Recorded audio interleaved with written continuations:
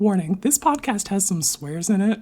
I'd rate it PG-13 at most, but let's just be on the safe side and say viewer discretion is advised. Do you have time.is open, and did you hit the record button? I'm assuming yes, we have pressed the record button, we have tested the audio, we have done the customary amen break approximation, we have the time.is open, and, most importantly, my fucking heater's turned off. So you did it, wow! You are really showing up to party this time. Holy shit. Yeah, we're locked in. Alright, damn, you're casting instants and commander games, and you're turning shit off before we even start. I need to stop talking shit. Yeah, you gotta step your fucking game up. You gotta start protecting your turn differently, because I'm out here casting instants now. What's good? Yeah, true. What were you saying, Brandon? I was just gonna say, was I not supposed to add this much text to this document? No, you were totally supposed to add that much. I actually have more text that I'm not putting in here because it scares the hoes. Yeah, I'm gonna have put it in. Oh, all right. Well, if I have consent. Did you forget to ask someone? I approve, Quinn. I approve. This is bullshit. All right. Fucking 4 pages. Cole's like, this is my text document. I'm like, hey, you know what? Like, what is this? Okay, actually, that's not that bad. I told you, 4 pages of notes here. Why? Stop scaring the hoes. I can't stop.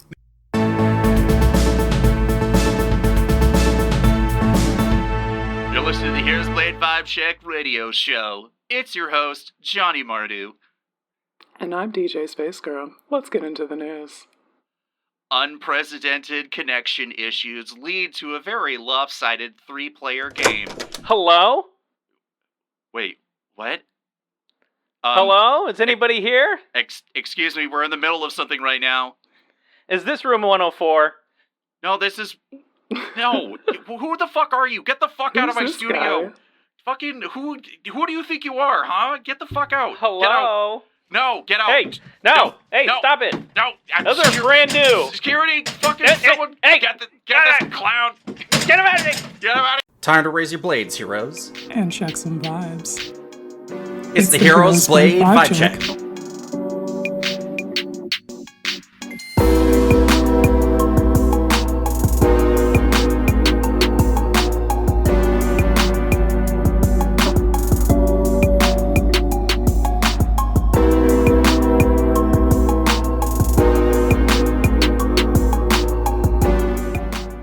I want to speak to your manager. Hey Cole, I think this might actually be our next guest. Oh, wait, what? It says I am here in the right that place. We're looking for a Brandon, the producer. Who the fuck is this guy? I go by my rapper name, Brando Calrizion. Thank you. No, I've never heard this fucking name in my life. Okay, Brandon. My middle name is producer, though, yeah.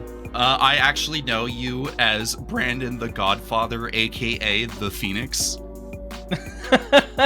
Bro, what? So, here's my tangent before Is he anticipating my death? Is that what's happening? Well, yes and no. So, my running joke with you, Brandon, among many other running jokes that people who listen to the podcast know, is that you're like the head honcho of MTG Lexicon. You like finance the whole thing. You're basically Tony Starking everything when it comes to the stream and setting things up in the background and making sure everyone's getting like equipment being sent through the mail and everything. But my other joke, of course, like of being a godfather of the whole thing. You're like, yes, you're the head of the family in the crime syndicate, you know. And on top of that, my tie-in here. My mom watches The Days of Our Lives, this like super duper long soap opera that's probably been been out longer than all of us have been alive, probably combined, ? And one of the characters, like this character was like, his name was Stefano. He had like this like, non-North American accent, and he like kept fucking with everyone in the town. He's like, "Ah, yes, my machinations have been ruined again." And then he dies like 9 times throughout the show's history, and he keeps coming back. And they're like, "But you died." He's like, the tales of my death have been exaggerated. And then he usually like kills people or whatever. His character survived a brain transplant to his like one of his twin sons' body or something. It's a whole thing. He was called the Phoenix, was his nickname. It's I was gonna say I think Cranky nailed it last night. After that description, it sounds like I'm more like Lex Luthor than anything. Well, don't get kryptonite poisoning. That's all I gotta say. So yeah, Brandon. Thanks for coming on the show. Do you want to tell us a little bit more about yourself? Yeah. I'm Brandon, aka the producer. Both myself and Matt G started MTG Lexicon back in 2015. This is like during Christmas time. And we started on a humble table. Mm-hmm. If you ever get the inkling to go back to episode 1, it's awful compared to now. But it was great because we did it literally at a kitchen table, and we had friends come over, and Nick S was like the very first guest who later became a host. Mm-hmm. And it was fun because back then we took a e-wasted Dell computer and we just started plugging in the Logitech C920s into it, and we got it up to like 3 cameras, I think, before it was like, yeah, no, I don't recognize any more of these cameras. Oh my God. That's how we started MTG Lexicon. And then I think by end of year 1, we were the only Magic the Gathering stream on Twitch to have a full 8 camera setup. And the feat of that is wild because our stream machine was still the same old raggedy Dell, and we had to do like manipulation of computer things to get 8 C920 cameras working on the same machine. Yeah. Fun fact about Windows: when you plug in a device that has the same unique ID as the other devices plugged in, it just adds like a 1 to the end of the number. But it stops after you do the first 3, and it assigns them both the same. So you have to go into registry, identify the device, give it a whole new number, and then like plug the next one in. And you got to do this whole thing, and it's like all these extra steps, and we'd have cameras that would go out, and we'd have to like unplug them, plug them back in. It was wild. It was great. But during that time, we met a lot of people. We had a lot of friends come through, and then we moved from obviously that dining room table to a new house where we had a whole room dedicated to it. You can see a lot of our old like behind the scenes photos. We were stringing and duct taping cameras from the ceilings. We were like microphones were like hanging in the air. Then we bought mounts. Then we bought real microphones because we were doing all of it through like the webcams themselves for a little bit. Oh no, really? Oh yeah, God, it was really awful. And then we had like arms, and I think the microphones I'm actually going to send to you guys are the original microphones that we bought almost 10 years ago now. Nice. And they sound great, and they've been in use and a part of the production for years. So there's a lot of history with us, and I would say that if anything, the legacy I would love to leave is not that I'm the head boss, just that I've stuck around long enough to ride out the stride of time. But the channel is everyone's, the host. So yeah, I appreciate being the godfather, but I'm just here to help other people, make Lexicon there. So yeah. Andy's humble too. Give the man a hand of applause. This is behind the scenes. Well, it's not really behind the scenes, but it kind of is. Like, you see this man live on Twitch. This man is talking out his ass all the fucking goddamn time. And then the minute the microphone's off of him, he's like, guys, I love you so much. Thanks for coming through again. I had a really good time tonight. I'm like, you motherfucker. Like, you getting away with this. But you do, because you it's all about the theatrical performance when we're on screen, right? Like that. Of course. When it comes I have a running bit with you too, Cole. Oh, don't we know it? I have your name plastered in every time I have, a stream. You hate it, but everyone loves it. Everyone loves it. It's so, I'm like, what is it this week? It's cold cuts. And I'm like, fuck you, stop this. No, and then you're no. There's some really good ones in there, though. There's some really good ones in there. We need to get a compilation going. We need to figure out how to, like, get that all compiled together. I will say this. My favorites are between Hedron Collider. Oh, yeah. Kaleidoscope. Uh-huh. One last night was really good. Someone else said it. It was, what is it? Capicolism. Oh, my God. That one was really good. There's so many great ones that people had over the coal miner. I mean, it's just it just keeps going on. And someone else said another one that we'll keep in the pocket for next time. Next time, geez. No, it's a great running bit, and I do it out of love, obviously. Well, welcome to the MTG Lexicon think tank that does nothing but generate puns of my name for my personal torment. Jeez. Every time you're not there on stream, I just think, how do I honor Cole? Oh, right, I'll put his name plastered somewhere on the episode. The further running gag to make this go even further, because not everyone has, ever since MTG Lexicon went full remote, not everyone has a camera trained on their face to show people that when you are stealing someone's identity, that random people show up and stream and be like, have you killed Cole yet? And I am not even remotely in the game. I will say that is few and far between, because when people join the game and they hear me talking, they know. Like, I think Plorg came in. He hasn't been on the channel in years? 4 years, 3 years? And he came in and he already knew who I was. I didn't have to say anything. This rat bastard. What's he up to this time? It's like, yeah. No, that's the other thing too, right? Like, again, like you said, from 2015 onward, we're in the second quarter of 2026, and it's like when it comes to like content creation, like you've either been in the game for so long or like you've been burnt out, and it is pretty impressive. It's always been impressive to me seeing how long MTG Lexicon has lasted. Like, happy weed minute. So many different things, different places, different houses, different rooms, a studio, remote, it's been crazy to see what we've been able to do as a collective. And that's it, right? It's a collective. I mean, MTG Lexicon wouldn't be the same if it was just me. That would just be MT Weirdo, right? MTG Weirdo. And honestly, like, I'm so happy that people have enough passion to keep it going, because it is a lot of work, right? You're dedicating time every weekend at the same time to come and fuck around and find out. And to be honest, I'm just happy to do it with friends and people. And as you guys already know, as other hosts, we had a long hard decision a couple years back of, do we shill or do we be ourselves, right?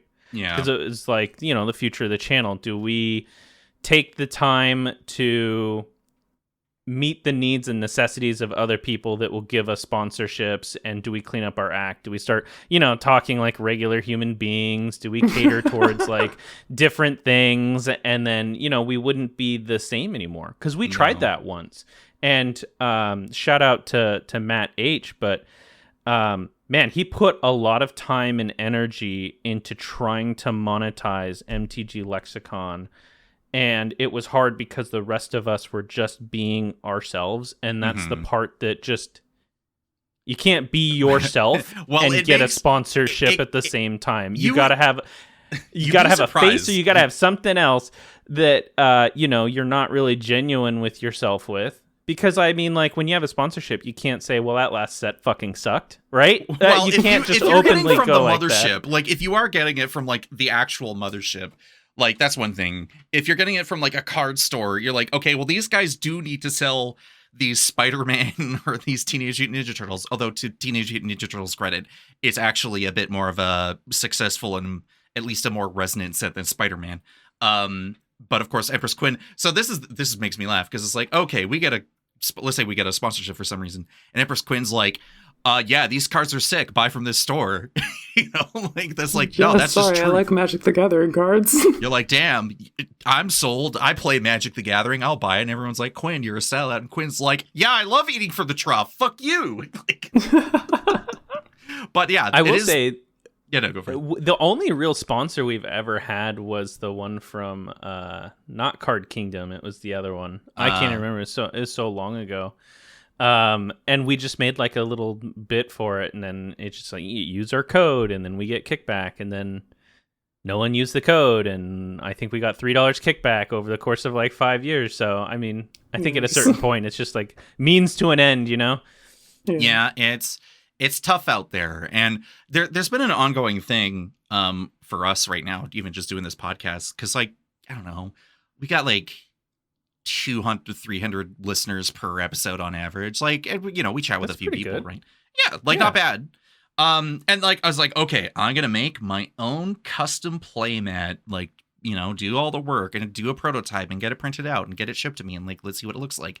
And then all these people are like, man, what if you like start selling merch? And then I'm like, oh, but I'm Canadian. And there's this whole thing of like, if I make that leap, to me, like, here's the thing, like, and here's the thing to tie it into MTG Lexicon and being a host. It's like, I don't get paid for anything except for when Brandon's like, I will send you the check in the mail, wink, shows up, you know, money shows up in my bank account once in a blue moon.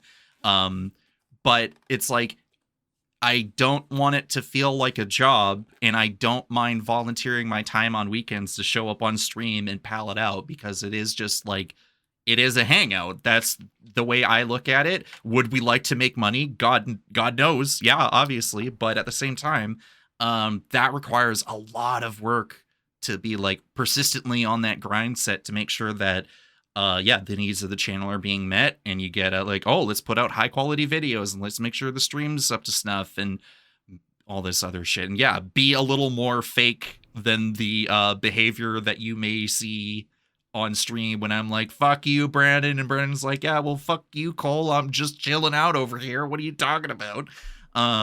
Big chilling. Excuse me. Sorry, I misquoted. Let me get this can open over here. Hold on.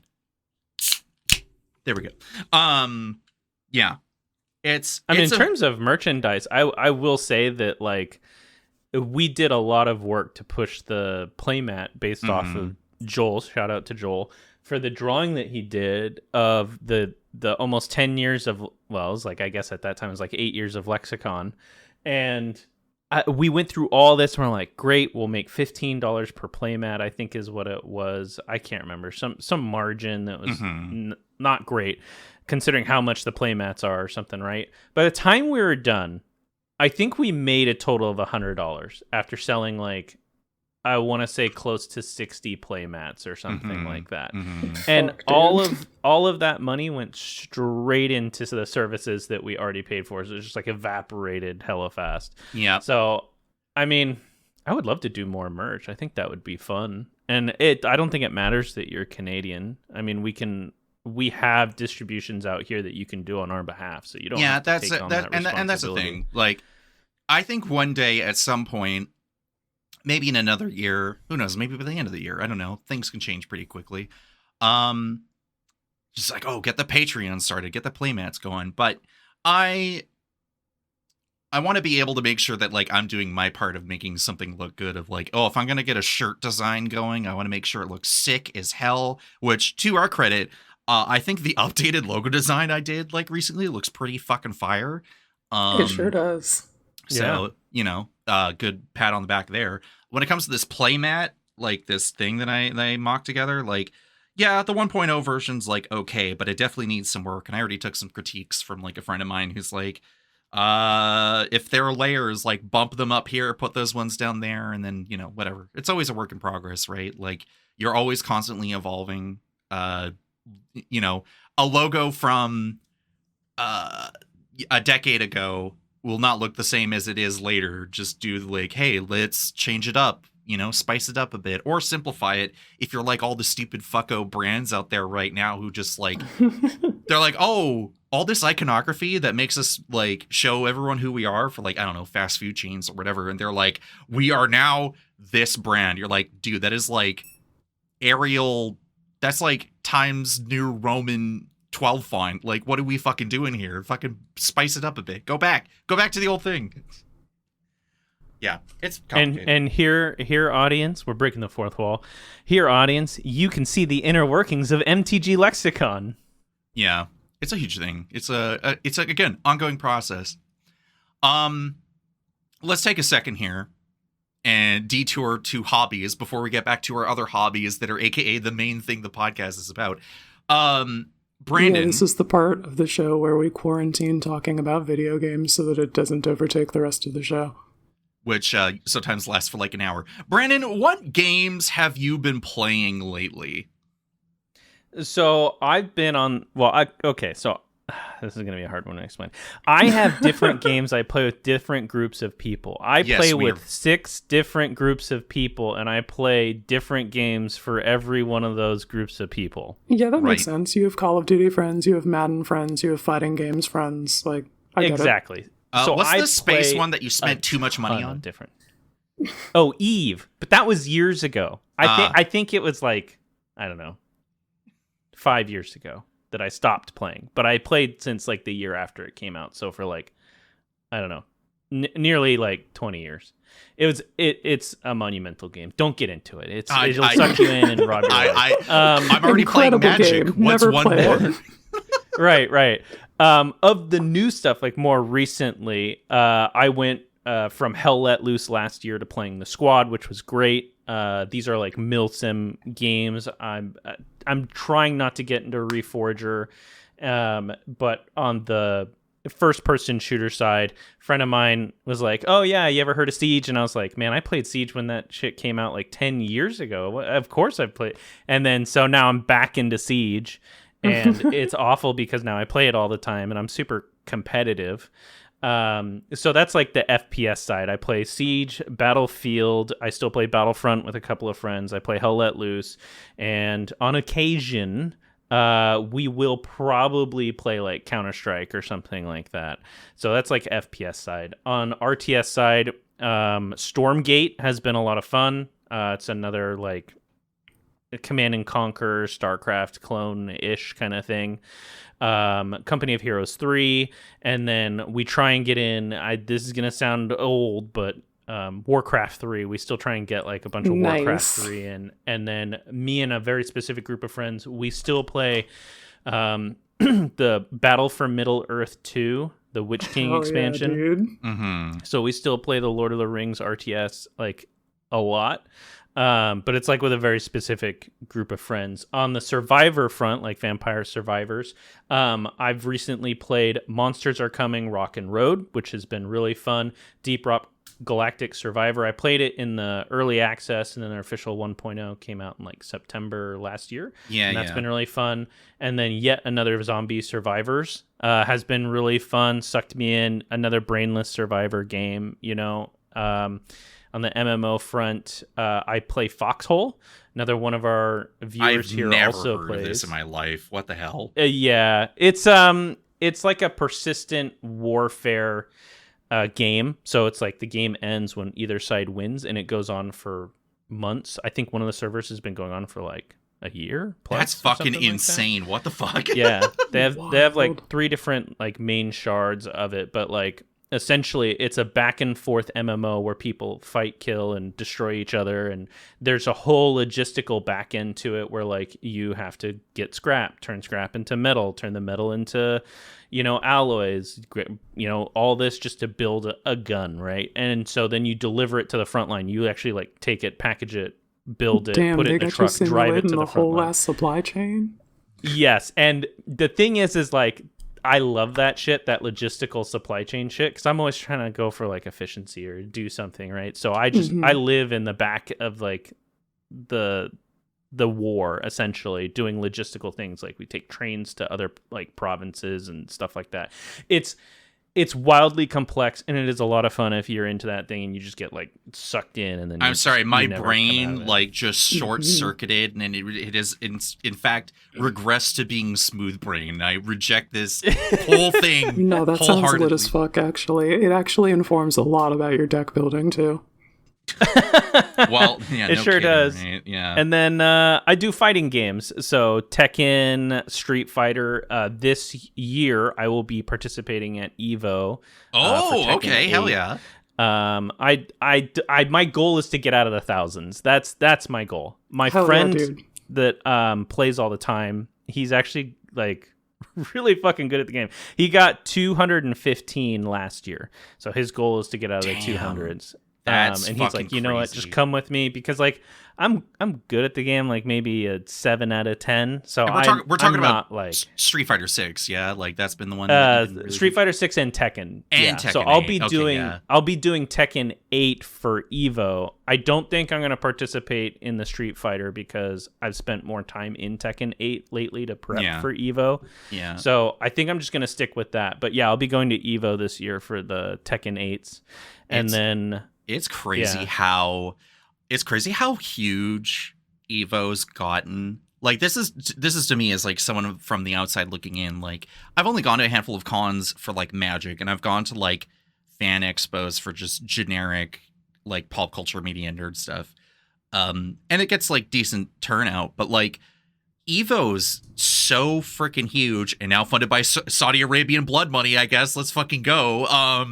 But then you get a bunch of people setting up like streaming rigs at Evo to run like side events for like your random fighting game like adjacent thing you've never heard of. And it's just people show up because they're like, yeah, sure, I'm here for like the Street Fighter event, but also I love playing Mega Man, Battle Network, whatever. Like people were running Battle Network 6 on the side, like I think last year or 2 years ago. And it's like, yeah, that is the place to go to when you want to see people throw down in nearly every single conceivable game. Who's bringing the new melee tech, to Evo in the year of our Lord 2026? Yeah, it's wild. And then that's the fighting games, and then in terms of like the deck building games, Slay the Spire 2 came out. I'm sure everyone's on that, which is great. I'm not. I really love Across the Obelisk, which is another deck builder, and then one that came out of nowhere for me that I put a ton of hours into is called Hellcard, and it's really more done with more people. So highly recommend, if you're into things like Slay the Spire, check out Hellcard. It is one that is better done with more people, but those like deck building style games, those are the ones that I've played recently. And then Core Keeper came out with a new content update, so I played Core Keeper and stuff like that. And then obviously the old stuff, like I still play Helldivers. I played Repo with friends. We just started doing the beat 'em up style Teenage Mutant Ninja Turtles Splintered Fate. Yeah, that sounds familiar. Yeah. Fate. Yeah. We've been doing that a lot more lately as well, and then we do the Gremlin or the gnomes, the Berglin gnomes or whatever. That was a lot of fun. Very cheesy, very awful. And then in terms of like solo, like single player games, Heroes of Might and Magic Odin Era just dropped their early access, so I'm super excited about that, because when that comes out, I have so much nostalgia of like playing Heroes of Might and Magic 3 and all the expansions and stuff like that. So I'm super excited and amped for that as well. That's been my latest like gaming stuff. I know it's a lot to take in, but that's like what I do on a weekly basis. That's so much. Like I'm going to talk about what I've been up to in a sec here, or maybe I'll actually let Quinn go first, because it's like, that is so much. That's so many different games that, like, to me, mentally is like, in the last week, like, how have you played all of these games? In the last week, because I can look at my Steam right now, I played Slay the Spire, Siege, Monsters Are Coming, Obelisk, Core Keeper, Foxhole, Helldivers 2, Repo, Battlefield 6 Season 2, Turtles, Company of Heroes, Burgling Gnomes, Frostpunk, Heroes of Olden Era, Tekken 8, Hellcard, Hell Let Loose, Phasmophobia, Fat Goblins, which if anyone was like old PlayStation, it's a reskin of Fat Princess. So the 1.0 is about to release that has a multiplayer, so check that out. That I love the shit out of that game, Fat Princess. So Fat Goblins is a reskin of that. And then Deep Rock Galactic Survivor, which is another one of those Survivor games that I was talking about earlier. So that was all in this past week and a half. Quinn, is it time to turn into a pumpkin yet? Like, holy shit. No. Can't do that. I cannot do that. Like, I'm talking about 3 games this episode, and I'm like, brother, how do you have the time for that? We don't have time to go over that. Quinn, what are you up to? Mainlining Final Fantasy VIII. So we're back on that Summoner RP experience, and finally back to a fucking good one with good Summoner RP. Holy shit. Yeah. This was the one that I heard is like notoriously frustrating to play for a few people. Yeah, it has some very specific things with its magic system that you use to, like, make your stats and the ways that you acquire magic, because, like, there's no, like, real mages in the universe anymore. There's just people who can junction with guardian forces and use their abilities to draw magic from other people using paramagic, and that's all that you have access to. So the systems are weird. Yeah, clearly. If you can wrap your mind around that, though, then there's a lot of interesting things going on with the story. And fucking Squall is such a compelling character. He does the thing where he has like 3 pages of internal dialogue, and then externally will be like ... whatever. And it's just like, bro, you have to open up. You have to be a bit more of a person. And he's learning how to be a person, so watching him learn that has been nice. Also, he has to fucking save the world, and that's a lot of pressure to put on a guy who's basically just out of high school. Boy's not okay. He's gonna be okay, hopefully. If his girlfriend, who he doesn't know is his girlfriend, but she's his girlfriend, makes it out of... Yeah, she's been telling everybody as soon as that guy leaves the room, that's my man. He don't know it yet, but that's my man. And that everybody is lining up to make that happen. That type of trope of, like, did you know we're dating? And the other person's like, we are? It's like, I don't know about you, but as it turns out, per the evidence laid before us, you have gone on numerous dates.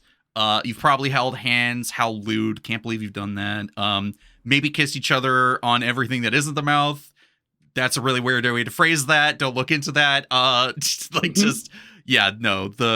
is very funny how she is like full on 100%, and he is busy monologuing to himself in his head and being like, man, life, am I right? Like, bro, he's got a lot going on, but he did a very heroic rescue sequence when Renault was hanging off the edge of this cliff, where he had to, like, steal a jetpack from the opposing forces and then use that jetpack, like, mounted incorrectly, BT dubs, because he was actively fighting while somebody was using that jetpack. But he does the cool rescue scene and lands with the girl, and then they go and finish the mission. And that went a long way towards maxing out their social links, as it were. I see. It's like, you saved me in the nick of time. That's one. Hey, that shit's kind of peak. Not gonna lie, I do love me some head slop like that. Yeah, in the background, I am shipping Squall and Cypher. There is evidence for that, but it's... They are giving me that head slop, and I am enjoying it. I was playing Magic with Fitz earlier, and he was just like talking about how he's busy playing Borderlands 4. And I'm just going to take his analogy for it, because I'm like, oh man, can't wait till they come out with like the $80 DLC. He's like, Cole, no, because I'll buy it.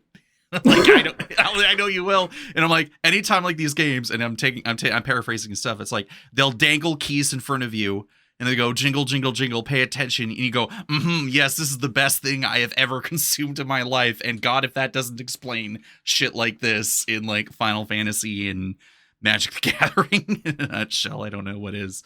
They're like, hey, do you like looking at this? You're like, yeah. Do you want to see them have emotional moments throughout the course of the game? You're like, yeah. Sure do. What do I have to do? You have to play the game. Oh, but it got really tough here. Jingle, jingle. All right, fine. I'll go grind out a few battles and come back here, I guess. God, that's so I'm real. not gonna lie. I'm a sucker for drama. Like, I just love stuff that has like exaggerated drama. Nearly said my girlfriend's name. Whatever. It's about time. So Jacqueline, my girlfriend, First time saying it on the cast. Don't dox me. So I'll sometimes like say words like, cause I'll read like a game's text as I'm playing it if they're not like no one's actually like talking, or like I'll pay attention.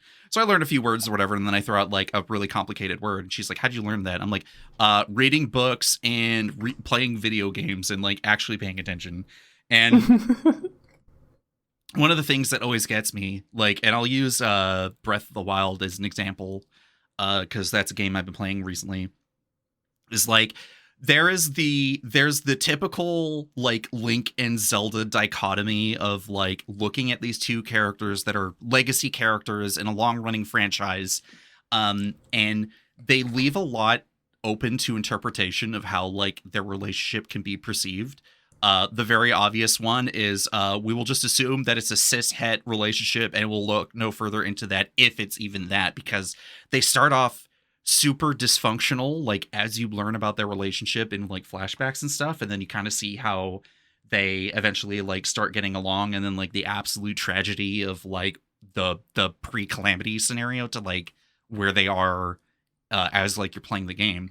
And it's like, oh, but like, do they love each other? Like what happened in the past that like led to these things? Because we only get to see like a brief snippet when we're doing these flashbacks. We're not getting full context. We have to like read Zelda's journal in Hyrule Castle if you fucking survive getting up to her room, as like 20 fucking like machines shoot their lasers at you. It's like, you know, that's the kind of tension, like even just reading it or like interpreting it in a video game, you're like, give me that shit. I love that shit. That fucking compels me as high hell, because I want to know more about these characters. They're fictional. They're not real. But God, do I want to know more, you know? Mm-hmm, mm-hmm. We love compelling storytelling. So anyway, yeah, I'm playing Breath of the Wild. Jacqueline's playing Tears of the Kingdom. She restarted it, and then she's like, wow, it's really hard to survive in the early game. And the thought I had in the back of my head was like, God damn it, I gotta tell Quinn about this. Like, you're right. Thank you. I'm vindicated. That shit sucks. Quinn, like, she hits the ground running. Like, she gets off the Sky Island, runs out, finds an enemy, gets one shot, and I'm like, what? It's like, yeah, those things fucking hit hard when you're at 4 hearts or whatever. Like, it's fucking brutal. Are we talking about Breath of the Wild? Tears of the Kingdom. Oh, Tears of the Kingdom. The sequel. Like, Quinn has said that one yet. Quinn has said on record several times that the opening of that game for like the first God knows how long is like pure like survival horror, like levels of hard. And Quinn's like, this shit ain't fun. I'm gonna go back to my like cute core game of Breath of the Wild or whatever. Yeah, literally, it's like a different genre of game. You're out there fucking one shot from an enemy kills you. You have to make all of your things by hand to accomplish your goals. And I'm just, this is not The Legend of Zelda the way that I want to be experiencing Legend of Zelda. I'll go play one of the older Legend of Zeldas instead. I need to replay Twilight Princess personally, but that's still bangs BT dubs. Yeah, no, I know. That game is fucking awesome. I really, I wish my Wii U didn't brick, but that's a whole other thing. Bro, so yeah, play the GameCube version. What are we doing? I got a Wii, Quinn. Like, what are you talking about? I got motion controls. Come on. I mean, you have a computer, so you can play the GameCube version on that. I'm not going to download Dolphin to Link replay. Link is left-handed there. He's right-handed on the Wii. Yeah, and I'm also right-handed. Hello? It makes sense. It's important that Link is left-handed because that's what he is canonically. I don't care. They fucking mirrored everything, and I get to use my fucking Wii remote and a nunchuck. I can use my nunchuck to shield bash my opponents. It's fucking awesome. All right, audience, weigh in. Do you like the GameCube version or the other versions of Twilight Princess better? Yeah, I know what the answer is going to be. So, speaking of Nintendo stuff, Mega Man Star Force, well, okay, it's not really Nintendo exclusive, but the Mega Man Star Force Legacy Collection came out recently. It's the quality of life updated bundle of the 7 original DS games. Oh, what the fuck? Yeah. Let me tell you a little bit about it. Yeah. So, there's quote unquote 3 games, and each game has a different version. Star Force 1 has Dragon, Leo, and Pegasus. The second games have two games where they were paired. It's Zerker X Ninja or Zerker X Saurian. Don't ask me why they did this, but you do get save slots, two different save slots, so you can like open one as like the one version where it's like you play a berserker with a lightning sword, or you become a grass ninja. It's a whole thing. And then the third one, Pokemon so bad. That's the whole thing. Like everyone got the multi-version thing, and they're like, well, we got to keep it like unique or whatever. And anyway, the third games have a pair of Black Ace and Red Joker, they're fucking awesome. Those ones are the best ones of the game. So, yeah, if anyone was familiar with the card building game, the Mega Man Battle Network series, where like you build a deck of 30 cards and you go running around the internet and fight viruses, and it's also like a weirdly prophetic look into the future of the age of the internet. This is a much more like actionized version of that formula, except it's like it's 3D and it's way more reaction heavy. Like you get rewarded for like counterplay and everything. It's a whole thing. Look up a video. It's fucking awesome. That series is great. The core premise of these games is a 10-year-old boy whose father died, quote unquote, died in a space station accident 3 years beforehand, isn't going to school. He's in a major depressive rut. He's like constantly looking out at space, like at nighttime on his own, being like, Dad, I miss you. I wish you were back home so I could like live my life again and find joy. And then an alien, an electromagnetic alien, like shoots from the stratosphere directly into his body, irradiating him with like his energy. And then they're like, shoot, more aliens are here on the planet, and it's they like interface with like the 5G technology that humanity is working with. Everything's like just like remote connections, and like can like make real things like out of waves, like out of nothing. You can like hit a button and they'll be like, we made your food in the microwave, and it sustains you. You're like, sure, yeah, all right. And then the alien's like, we gotta fuse together to like fight these aliens. And the kid's like, bro, I am 10 years old. Like, what are you talking about? They're like, it's a children's game and you're a child and we have to save the world. And kid's like, I don't wanna. I'm 10 years old and I'm depressed. And the alien's like, I don't give a shit. We're going. And he's like, all right. He transfers himself into a wave-based being. And then he gets himself called Mega Man at some point, just by like, because the alien's name is Omegasis, so he just calls himself Mega, and they're like, Mega Man? He's like, sure, I guess. And then he goes ahead over the course of the trilogy, saving like the universe like 3 times over. And he's like 11 years old at the end of the series, and I'm like, oh, we're doing the Mega Man thing again, but this time it's like a real flesh and blood human. And he literally like goes millions of light years away to broker a peace deal and be like, hey, stop killing people. And the other guy's like, but what if I fight you and I win? And then he loses. He's like, I will not be committing genocide across the universe. He's like, cool. I'm going to go home and have dinner. Bye. That's the fucking game. So yeah, if anyone bought that version on the Switch and you're playing through Mega Man Star Force, let a guy know, because that's the version I got it on. And there's like a PvP scene kind of in the works. So yeah, cool games. Go play that. Are those on the first Nintendo DS? Yes, that was on the OG DS. So you could very easily find one them. Of them. Go, if you play any of them, play Black Ace or Red Joker. Probably Red Joker, maybe. I don't know. Which one's more your vibe? Do you like flying? All I heard was the Joker, baby. Yeah, that's the Joker. Yeah, the Joker. Yeah, no. Yeah, if you play any of them, like read a synopsis of what the prior 2 games were, start playing 3, and that will be like the best version of like the gameplay. And then finally, I reopened The Outer Worlds 2 by Obsidian. That game is still pretty fucking awesome. I was basically making myself like a Wild West like gunslinger in like space, and it's fucking awesome, where I get like a wizard robe like a futuristic wizard robe on the body, and then I put a white cowboy hat on top, and I pull out my 6-piece, and I'm like, this is fucking awesome. Let's go save the world. And yeah, I think it's going to be wrapping up soon, actually. So I do need to actually like finish that and actually maybe start like replaying and trying a few different things this time around.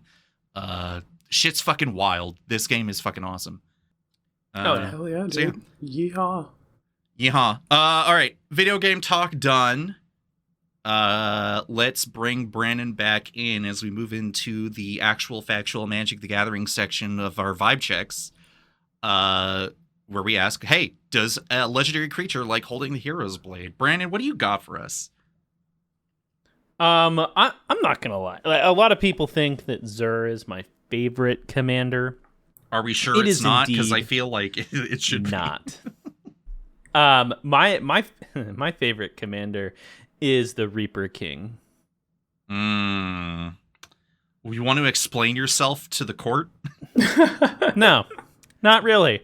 But I think the Reaper King is totally down with the Hero's Blade.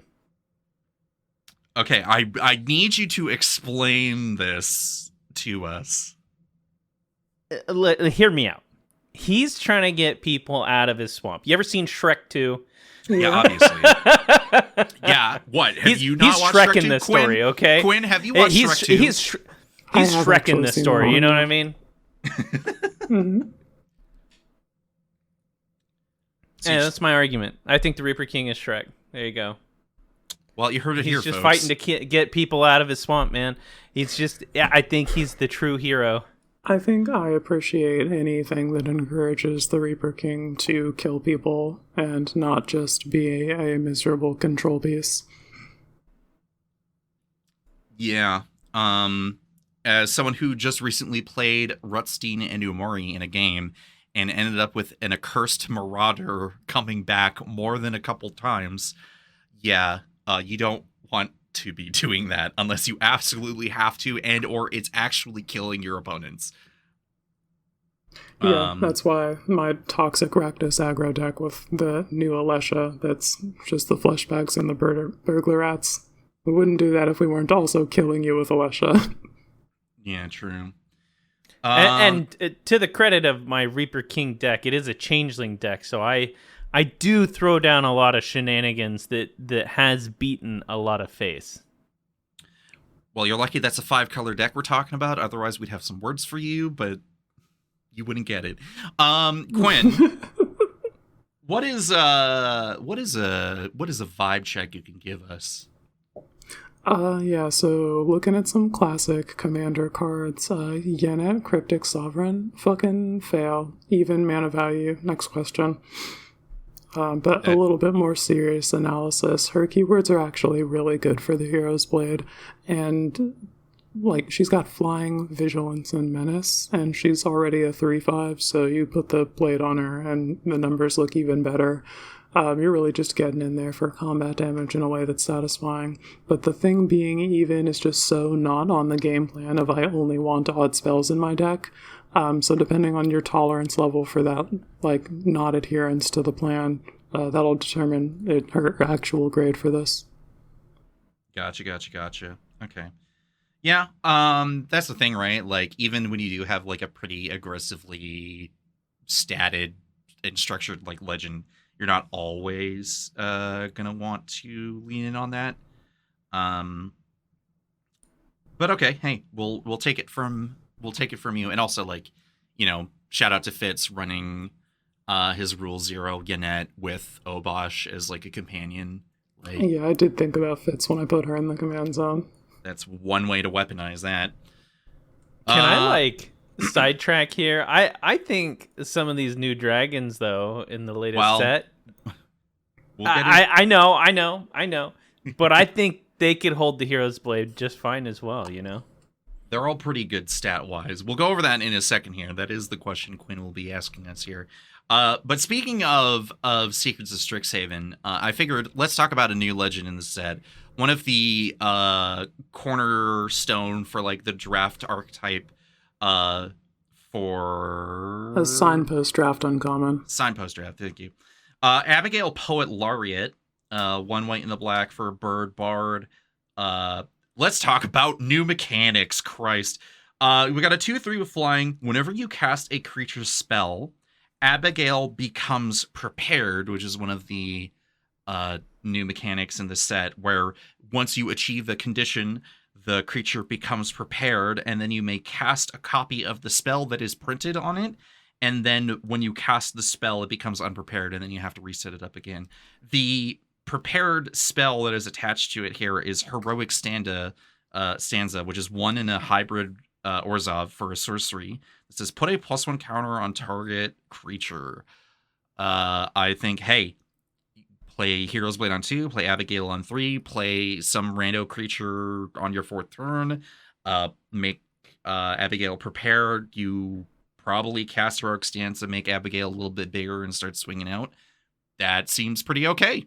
And that's what we're looking for. Slide in some bids while we're here, while we're at it. Somebody please get the Orzhov Exalted deck on my desk in 2 weeks. Yeah, that would be pretty sick. We got a lot of tech for that now too, like more than before. So yeah, get back to us. We'll talk more. We're going to be talking more about Secrets of Strixhaven while we're here, but let's go ahead and to the question that you have for the class, Quinn. This is actually Brandon who wrote that, but yeah, do any of the... my bad. Sorry, I misattributed. Brandon, I'm here. It's okay. It's okay. You know, Colt doesn't give a shit about me. You know, I'm just here in the background. Brandon, question for the class. Yeah, go ahead. Do any of the new Secrets of Strixhaven dragons pass the vibe check? Great question. Starting at the top was Silverquill the Disputant with Flying and Vigilance of 4/4, and each instant and sorcerer spell you cast as casualty 1. Flying and Vigilance and 4 powers kind of like windmill slam the blade on that guy. But in terms of what your game plan is, I mean, Vigilance is so good. You should always be attacking if you have Vigilance, so there's no reason to not put the blade on him and get into 3-8 clock territory. Like, Silverquill the Disputant is a Sarah avatar with upside for your instant sorceries, so... Yeah, that's a 4-mana 4/4 with Flying and Vigilance. Like, get in there. Yeah. So I'd say, yeah, in Silverquill's case, I would definitely say yes. Alright, and then Prismari the Inspiration, a 7/7 flying ward, pay 5 life, instant and sorcerer spells you cast have storm. Why does this card... You do not have time to be fucking around with the Hero's Blade in this deck. I would not bother. They are going to kill you with hammers for putting this in the command zone, so you need to ensure that you're being worthy of being treated like that, and when Prismari the Inspiration comes down, it's probably time to go for the W that turn. Yeah, I think you're just, you're so devoted to the storm. You're so devoted. Definitely a kill on sight, you know what I mean? Yeah, I would be totally... I'm paying 5 life every time to kill this goddamn thing. Because whoever is out here like, but it's 7 mana, it's a 7 mana 7, blah, blah, blah. I don't care. It says something has storm as long as this fuck-ass dragon is out, and I'm fucking killing it every damn time. I cannot let you have that. I'm so frustrated that this dragon is socially unplayable.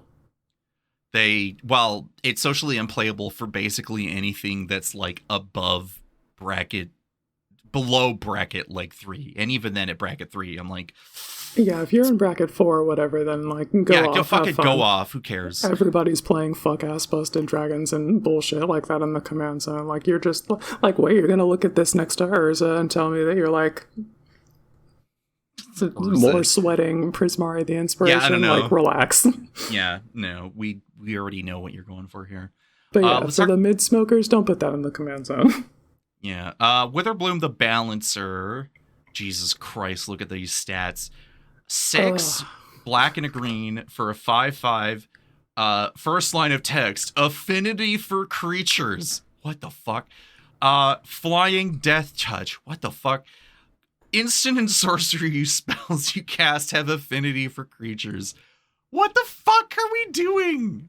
I think you should probably just be casting creatures. You probably don't care about going to combat. It's a creatures combo deck. Like, again, so like the one the one thing is like we're talking about a bunch of like 4+ mana, big fuck off stats. Like the baseline is that they're ferocious. So like on a generalized, like, yeah, sure, I guess they can all hold a blade thumbs up. But then you get to like the nuances of what these cards and these decks are probably wanting to do. And then that's where it's like Witherbloom doesn't give a shit. You would rather be casting a 2 mana, like mana dork.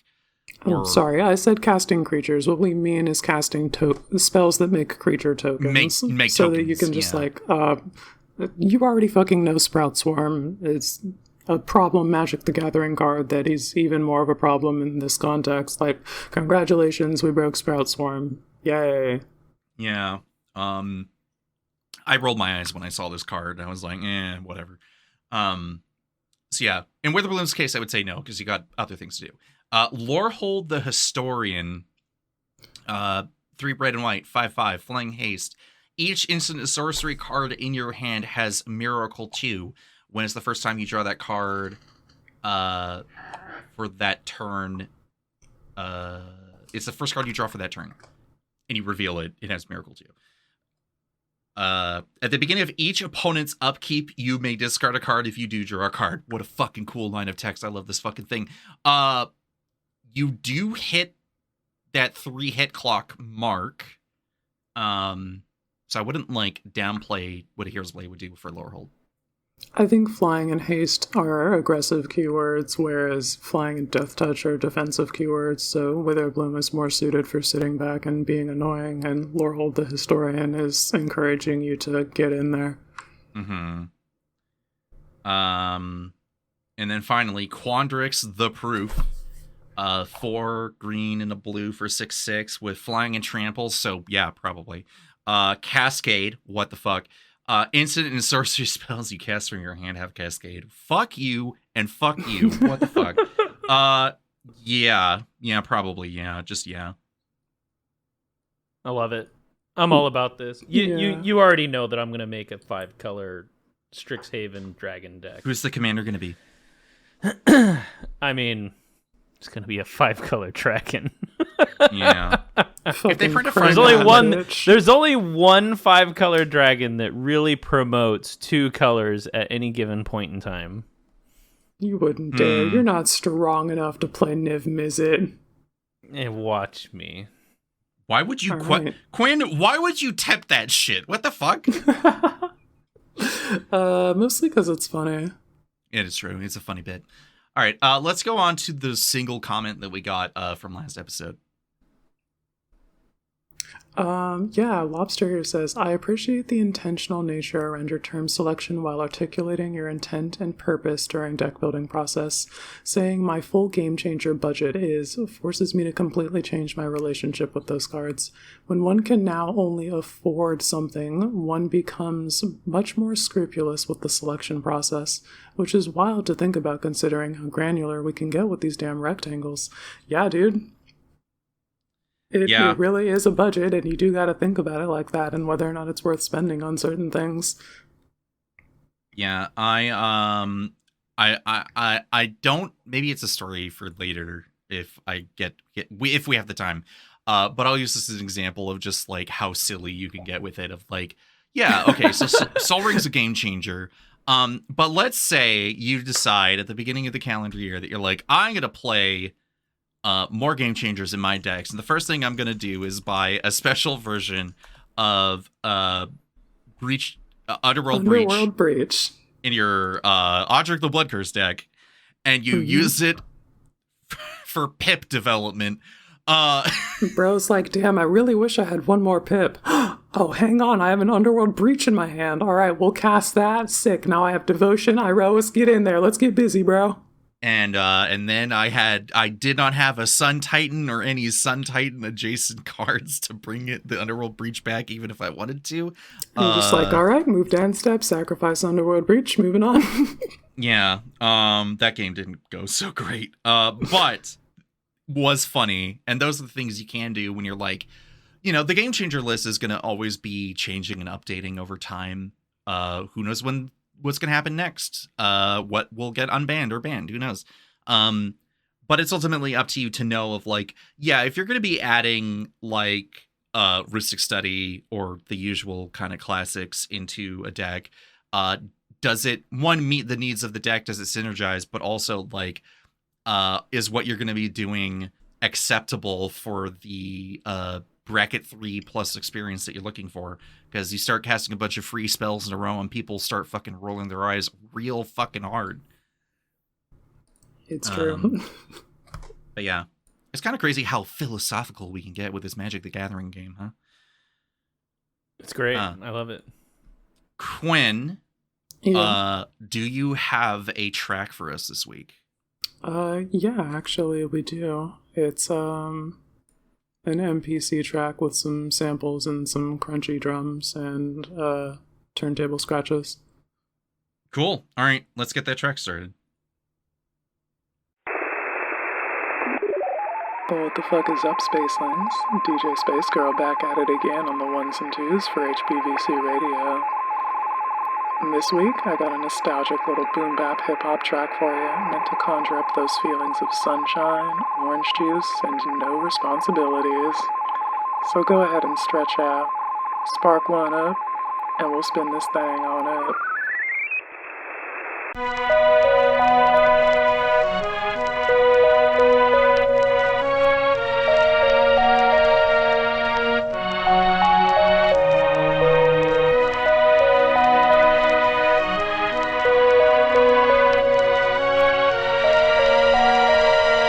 The lich is calculating on the application of their power.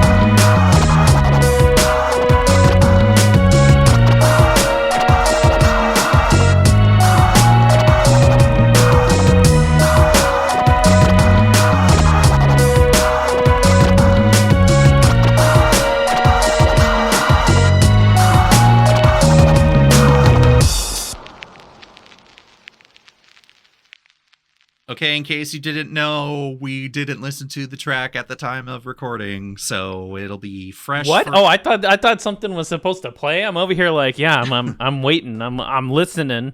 Quinn, where's this track I've been promised? He doesn't listen to our podcast. What's a podcast? Yeah, what is that? Yeah, no. Every once in a while, let's look behind the scenes. The book's behind the curtain.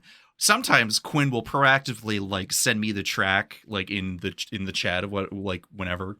Be like, cool, I know what the song is. And then sometimes Quinn's like scrambling, like looking through all the documents and all the files, be like, I swear, boss, I got one here for you, I promise. And then I check in on like the Tuesday or Wednesday when I'm doing editing, and then we find out how cool and sick the track is. And like 99%, if not, I dare say 100% of the time, Quinn's just got banger tracks the whole entire way. But yeah, no, that's post-editing stuff. Okay, so we're going to come back in and we're going to talk about how sick the track is, right? No, we are moving on with the podcast as we speak. It's already come and gone. This is in the episode. Cole, don't cut this out. Anyway, Damn, Quinn, that was a bomb-ass creative track. I love that beat. media. Thank you. Let's go on to creative media, the part where we talk about things we've seen in Magic, watched, read, consumed, maybe even created ourselves. Hey, have you checked out MTGL Lexicon lately? That's a good time, right? Boo, those guys suck.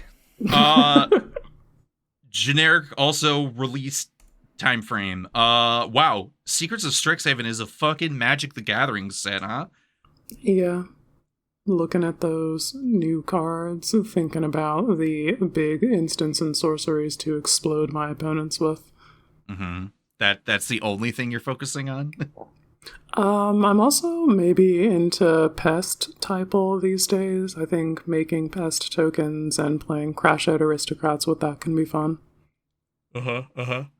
I'm currently laughing at an untranslated card, which I don't know what the any like unofficial translation is, but I do love when Scryfall puts in a random name. So like, does everyone remember when like Audric's pissed off? Oh yeah, Audric's fucking at it.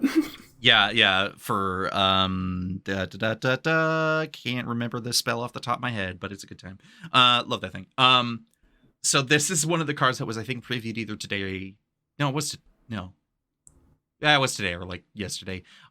They're calling it 2 seconds after opening the tuna can because there's fucking like spirit lines like running in the scene of create 2 red and white spirit creature tokens. If the spell was cast from anywhere other than your hand, put a +1 counter on each spirit you control with the flashback cost of 4 and double white. So that seems pretty fucking sick. Really synergizes with like lore holds. Yeah, I want to cascade into that. Yeah, that would be fucking awesome. I bet you can't guess what my most excited card is out of this new set. Probably not Off the Dome, but it's Exhibition Tide Calling. Nope, I take it back. It's Mana Sculpt, you piece of shit. It is Mana Sculpt. Oh, you got it. Fuck. Damn. I'm like, I should have fucking known better when they're like, oh, we're gonna have fucking Mana Drain, but it's more conditional, wink. And I'm like, fuck no, it's not. It's just straight up fucking Mana Drain in fucking Standard. What are we fucking doing with this set? There's so much crazy, bizarre shit going on.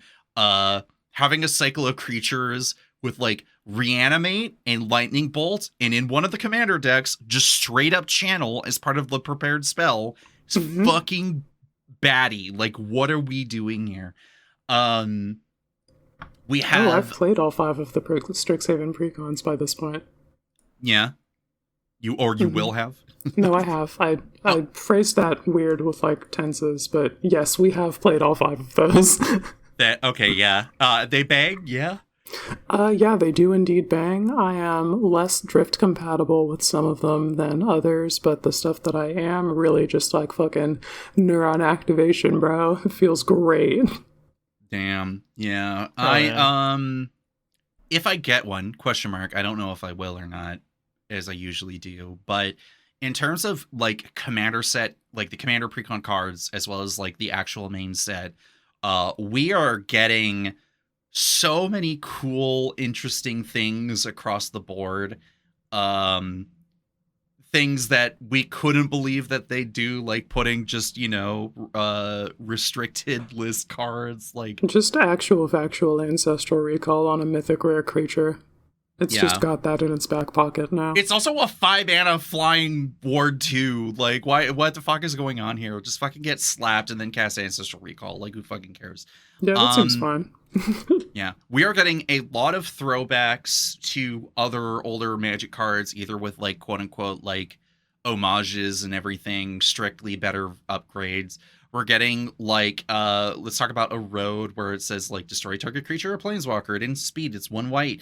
Its controller may search the library for a basic land card, put it on the battlefield, tap, then shuffle. It's like, okay, I guess we're getting more Path to Exile like adjacent stuff. Like that's pretty neat. Fucking let's Raoul Zarek, guest lecturer. Why is he black mana? We're gonna find out eventually, aren't we? Great question. I read the story though, and yeah, that's a black mana planeswalker for sure. Yeah.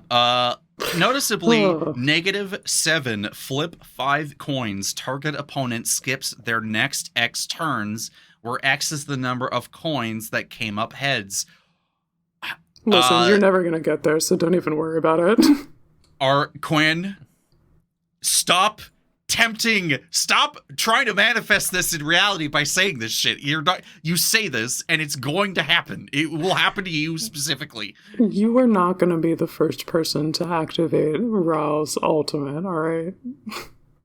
I'm not. Okay, hold on. I'm not saying that. Don't put those words in my mouth. What the hell?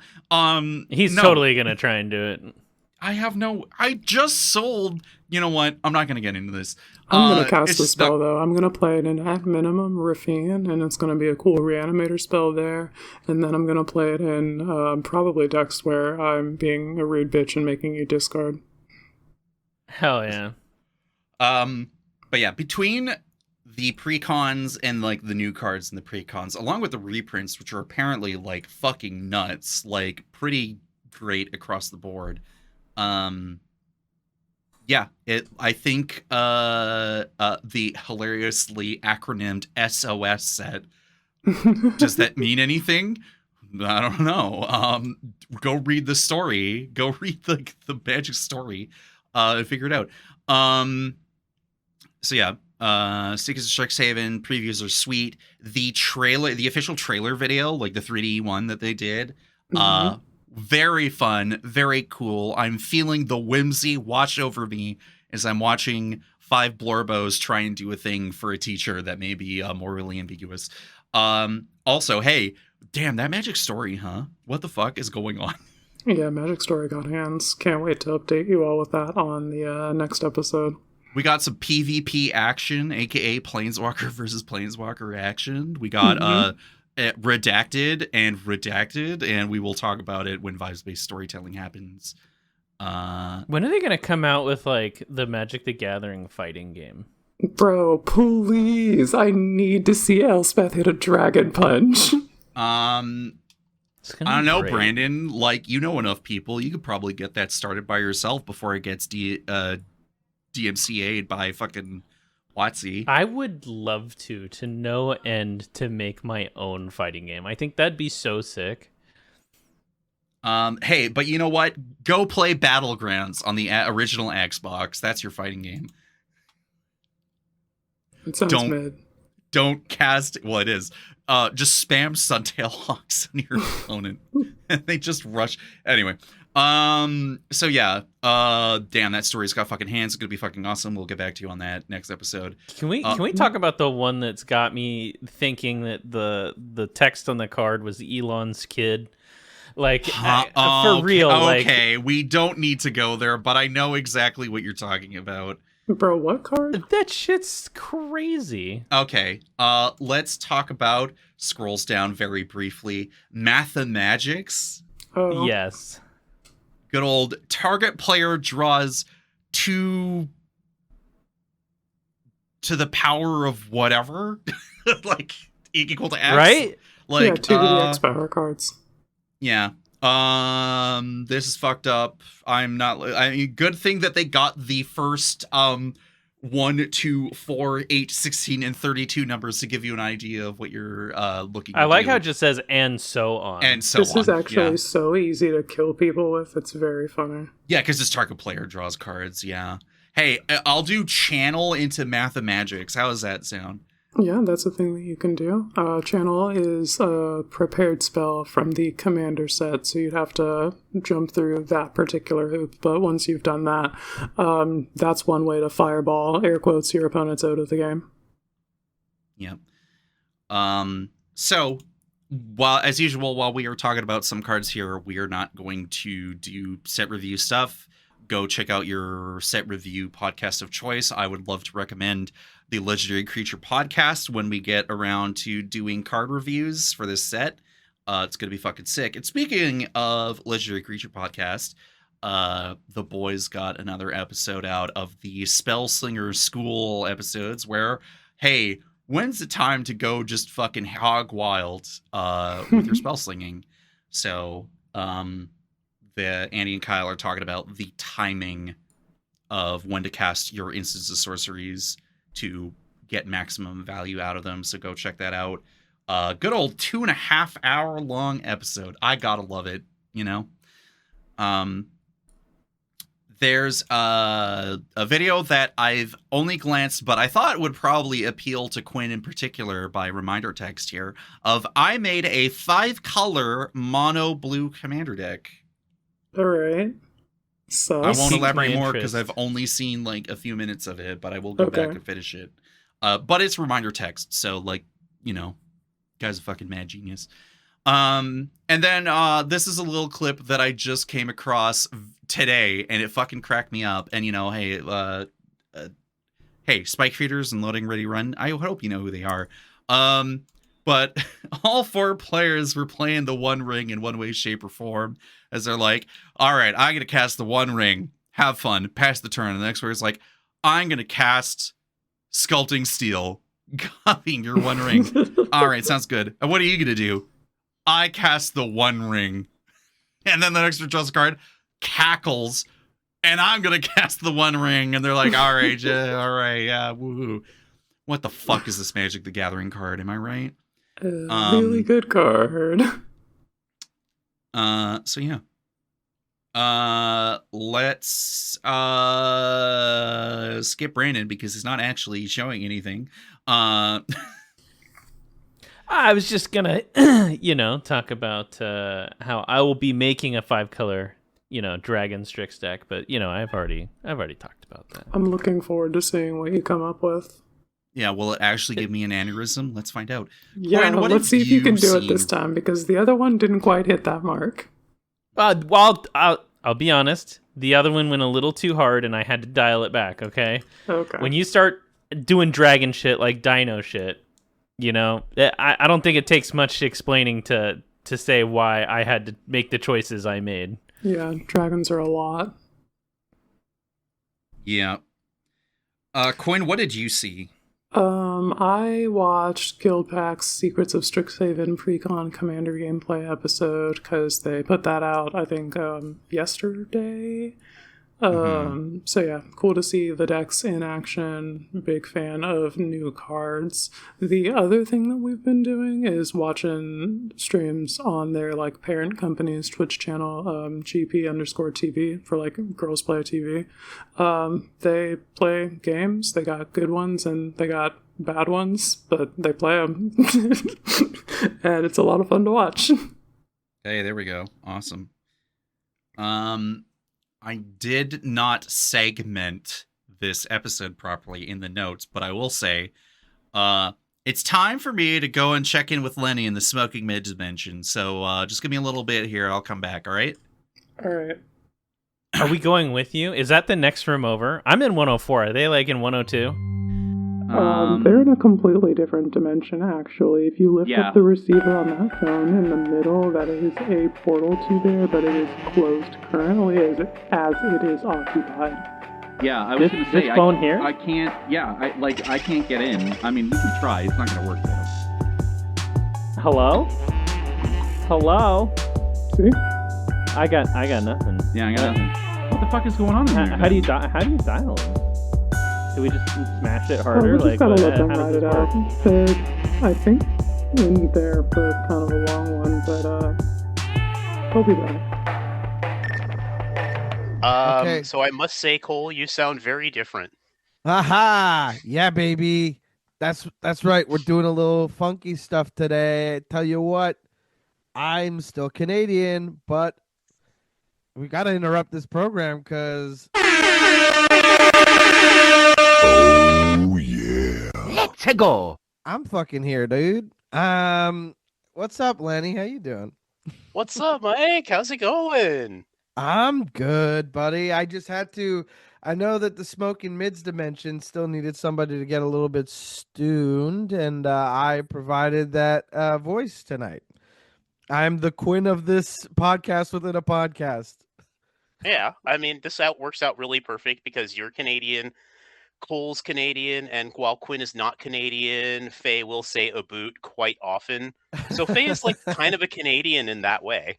Honorary Canadian for sure. Yeah, that's all you need to do, actually, is what I heard. Mm-hmm. Yeah, you got to Yeah. say it enough times, and you have to be endeared to a Canadian, because then we'll be like, "Why don't you come on over? Come on over. Don't even worry about it. Can I please? Please, yeah, absolutely. Come Yeah. on over." Right? Honestly, like my husband and I went to Calgary once, and we were like there Nice. for like a few days. And what Mhm. we say one of our greatest mistakes is we debated, what if we just like didn't go back? And then we're like, No one would blame you. no one. Yeah, I'm like, we should have just done that. It's a spicy time out in the real world, but you know Ugh. what's good? The smoking mids dimension don't Yep. care about that stuff. We're all about these mids, baby. You know Oh how yeah. excited I was when I thought of this?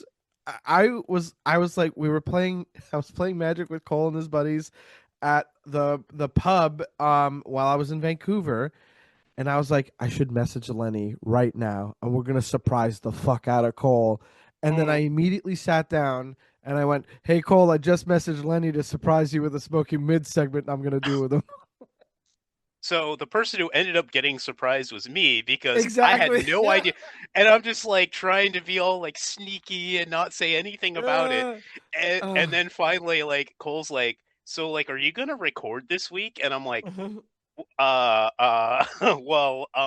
he's like, like if you were going to get a guest, I wouldn't even know. And I'm like, God damn it, Mike told him. I thought Yeah. I'd let you know that I'm bad at secrets. The second there's a secret, I'm telling. I'm No, that's really, the one secret you especially kept if from it's me. if it's a fun secret. Mhm. Ooh, stop! Like if it's my fun secret, I can't keep it. I'm trustworthy otherwise. Like I won't ruin a surprise party, but I will be very excited about it. Okay. Well, on the bright side, this saved me a whole lot of trouble because I had this whole elaborate prank where I Uh-huh. was going to wait till the last possible second and just put off like scheduling a recording. Uh-huh. Get somebody I know who edits podcasts to edit our audio to make it Uh-huh. work perfectly, and then just send that. And send it through. Yeah, Oh, just wait. absolutely And drop it in. record something with Cole or Quinn, and then just send that. Now that's sneaky. That's Listen, sneaky. You love a good prank. It was just Yeah. April Fool's Day. Did you get up to anything silly? Nah. I had a retirement party for one of my favorite coworkers, so Oh, we did well, not prank anybody, you should have which is pranked sad. them. Wouldn't it be fun? Retire with a prank? No, that seems She was kind of awful. the prank person, like, Oh so I'm yeah, surprised. Yeah, so I'm surprised she didn't do that. that's crazy. Yeah. I spent my April Fool's night looking at 3 sets from back in the early 2000s. You know what I'm talking about, Lenny? I do. You picking up what I I'm was putting down? putting down. You might say that you're about to invade our space with some medium cards. Oh yeah, we're gonna get into some mids today, but we're talking about invasion block, baby. More like midvasion. Pow, pow, pow, pow. I don't have the Midvasion, it soundboard. is. Yeah, I have it. Hold on, wait. Try it again. Yeah. Can you, We're yeah. gonna. All right. More Here like we go. Hold on. midvasion, baby. Oh yeah. He's heating up. All the sound effects better get sent to Cole. I don't know how I'm doing this, but I it's recording on Zoom. I think that's what I'm gonna use. Okay. Yeah. Just Yeah. send that. That's fine. Yeah. Invasion, plane shift, and apocalypse, sets that are near and dear to me because that was when I kind of like started to understand Magic a lot more. They're sets that like bring back such like huge waves of nostalgia for me. There isn't a card I haven't seen, but I definitely haven't read all of them, if you know what I mean. Like I was a child looking at the cool art on these cards and going, I don't really know how to play the game so good, but this thing is sick. And you know what? There were some fucking bangers in this entire block. I mean, I was still a child too, but it's very much near and dear to my heart because I mean, me and my friends, I was in high school when this came out, and like we've been following like the Weatherlight Tempest saga, and Sick. like Urza's, and we're just like, oh man, it's finally going to happen. The Yes. Phyrexians are going to invade. It's going to be so lit. All Mm. this stuff, and the set was fire, and we were drafting My packs. God. We were going to sealed deck tournaments. I had Hell yeah. so many cards from this set, I had two and of the pre-con theme decks that they put out for this. You know those 60 oh, card decks that they were like, go do block yes, yeah. constructed. And they were fun. This was a fun time. This block was interesting. So many cool design decisions. You know it's been a joy? I just watched the Receivables do Apocalypse, and now that they're all done, you go back and watch them talk about Invasion, Plane Shift, and Apocalypse, like just go through IPA in one go. You're in for a solid fun 6.5 hours where they're just geeking out about so many intricate parts of these sets. It's fantastic. It really makes you fall in love with the game again, all over. You know? Heck yeah. What's fun fact is I'm drinking an IPA right now. Hell yeah. IPA for IPA, baby. Hell yeah. So what Lenny and I decided to do is we decided we're gonna pick some mids by set. We're gonna do 3 per set. However, you can't fault us for probably talking a little longer about some other stuff. And yes, Cole, this is why you have a 5-hour episode today. So we're not doing that. We can't do that long. We But can. You have 70 cards on your list. I do have 70. Lenny sent me a clean list online, and it's 9 cards pristinely organized by set. And I sent Lenny 72 cards, each category outweighing the other, just absolutely dominating the entire board. I just cannot believe. But here's the thing. It was mainly that I wanted to shout some stuff out because obviously, if we're smoking mids, we can't be like Phyrexian Altar anyone because it's the greatest card ever printed. But I do need to shout it out because this is my favorite card in all of Magic. It is absolutely my favorite card in all of Magic. And I'm not going to talk about Invasion without being like, the Altar, though. You kidding me? I mean, listen, the price tag on there, it's a staple in our format. I know, like, no. There's go no off. way. There's no way we're including it in our discussion of mids, but we have to salute the captain. You know what I mean? That's the all-star of the set. Is it the most expensive card in Invasion? Here I go. I'm gonna find out. Oh boy. This is you know what? It is. Phyrexian Altar, Aura Shards, Sabo's Web. Top 3. Aura Shards coming in at 2 is wild.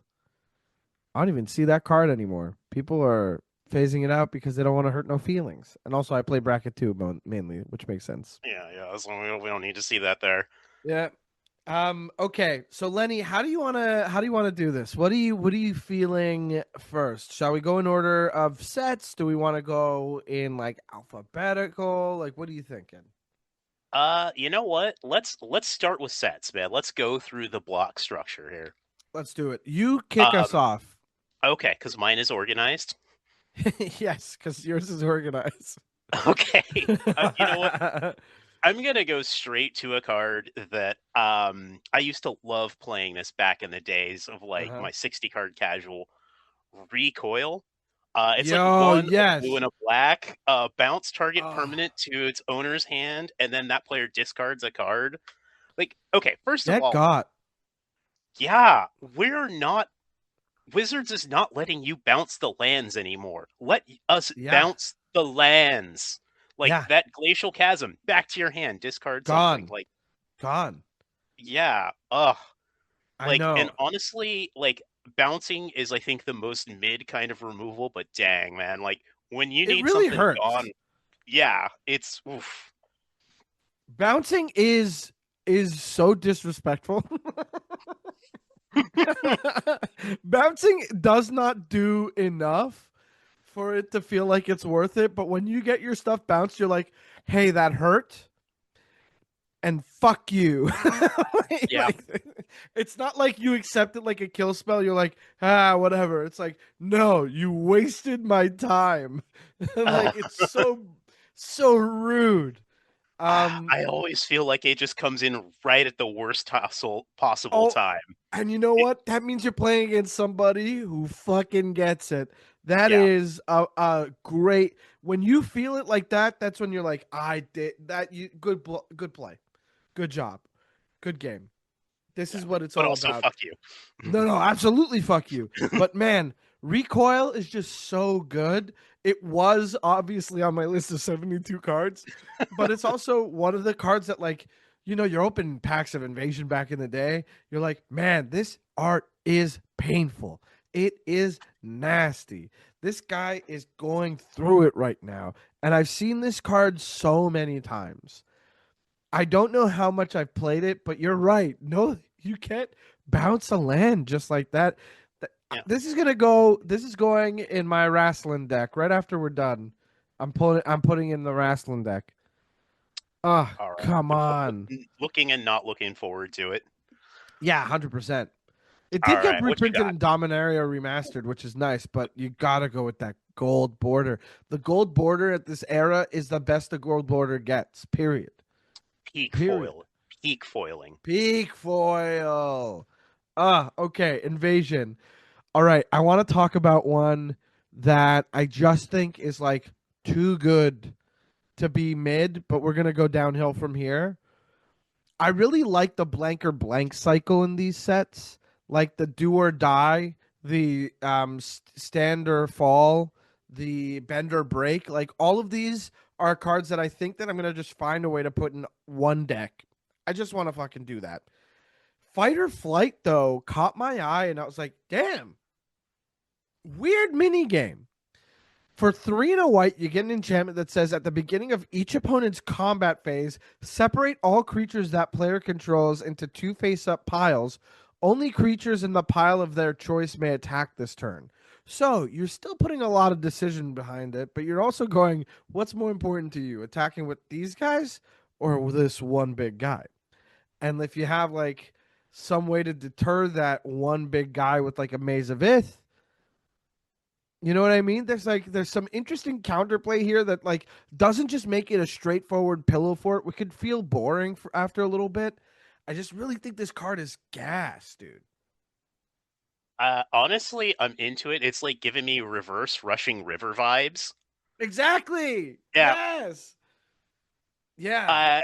Yeah. And honestly, like sometimes, man, there's like you can deal with it. Oh man, if you're on like Death Touch stuff, like if your commander has Death Touch and you'd be like this thing you really want to attack with and all your other crap.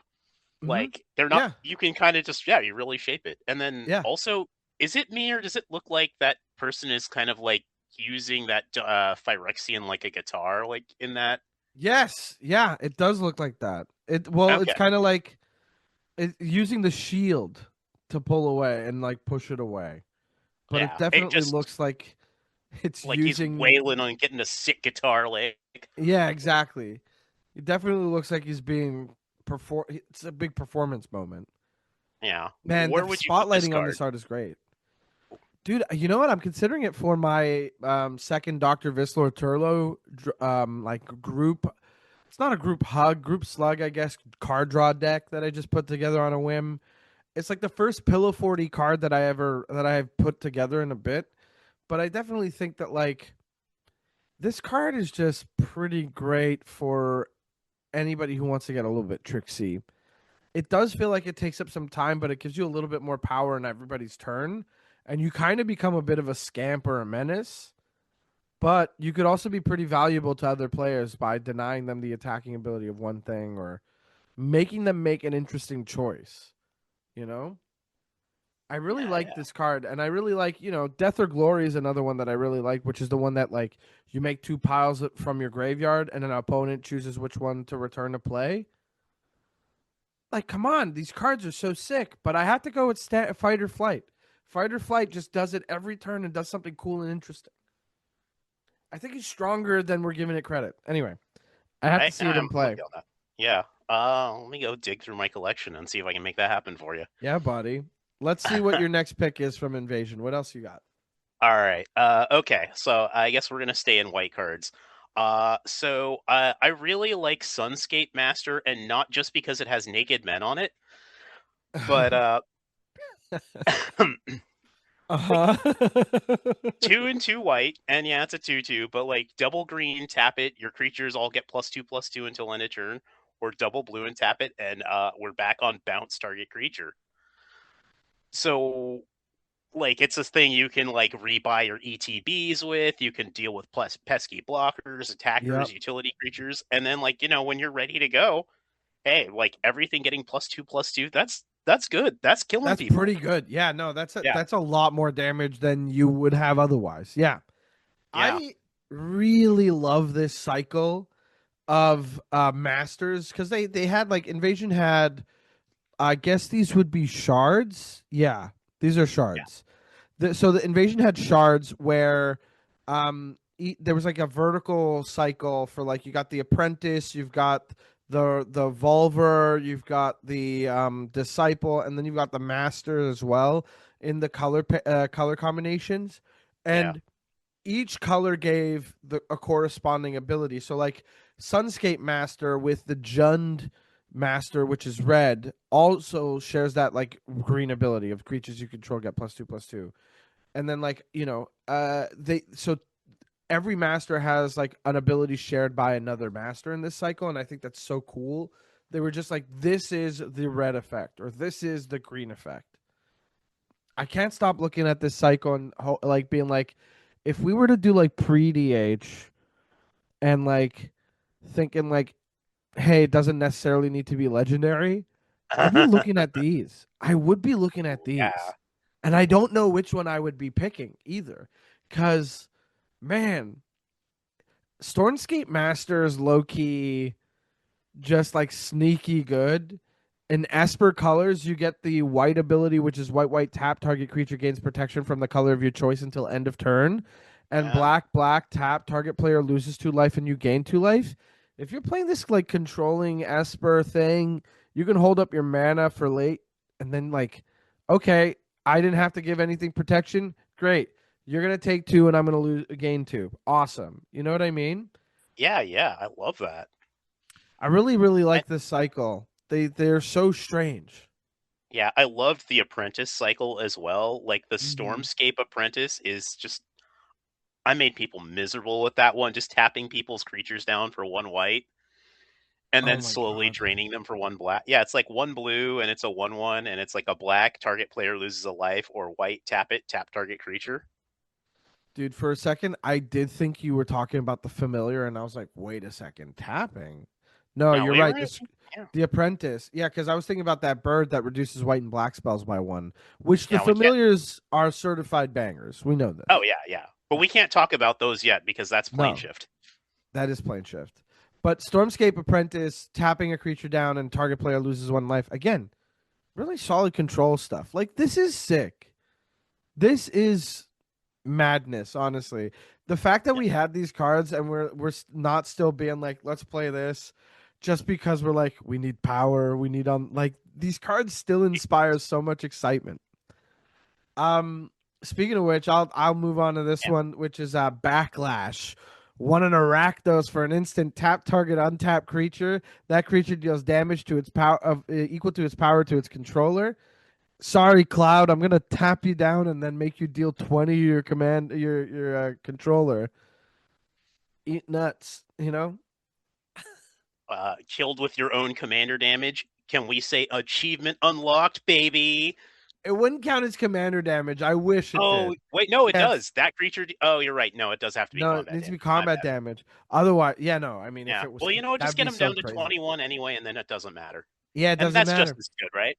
Yeah, Backlash is so fun when you're like, have you ever played against like an Igra deck or something? Like, it's just like one of those decks where you're like, man, the inevitability is just so unfair, and you're just like, yeah, it's a 60-60 and it's about to, okay, I guess before we go to combat, I'm going to sacrifice 2 of my creatures. Is it the ward sack 2 foods or sack 1 food? It's like a food, but I just played against one, and it's brutal.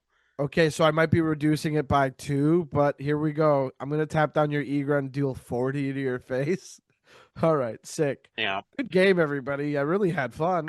I like Backlash a lot. Honestly, I love this card, but I lost the spread because I was betting on you bringing a different Rakdos card to this. Which one? Cauldron Dance. Yeah, okay, so it was on the list, obviously. But I think people know Cauldron Dance. Cauldron Dance was definitely on the list. It's Cauldron Dance is like whenever oh my god, obviously I love Cauldron Dance, but to me I'm thinking people know this one. Cauldron Dance has been reprinted, and every time it's reprinted into a limited set, it's like it's immediately the thing I want to do the most. I think it's been in 2, or maybe I just like played twice. Yeah, no, it's the list. Okay, so it was on the list, not Mystery Booster. I think that was Mystery Booster. I feel like everything in Magic has been in Mystery Booster, but who knows? I've definitely cubed with this, but anyway. Yeah, Cauldron Dance rips. Obviously, I love Cauldron Dance. Put a card into play, it dies. Put a card from the graveyard into play, it comes back to your hand. Come on now. Rakdos was really on one for Invasion. Like, they got all the best stuff in Invasion, I think. Don't even get me started. I picked a Rakdos card in Plane Shift I want to talk about too. Rakdos was all over this. All right. You want to give us your last invasion? Yeah. But last one. All right. I just cannot stay out of Bant, apparently. So I keep finding this card in my bulk. Protective Sphere.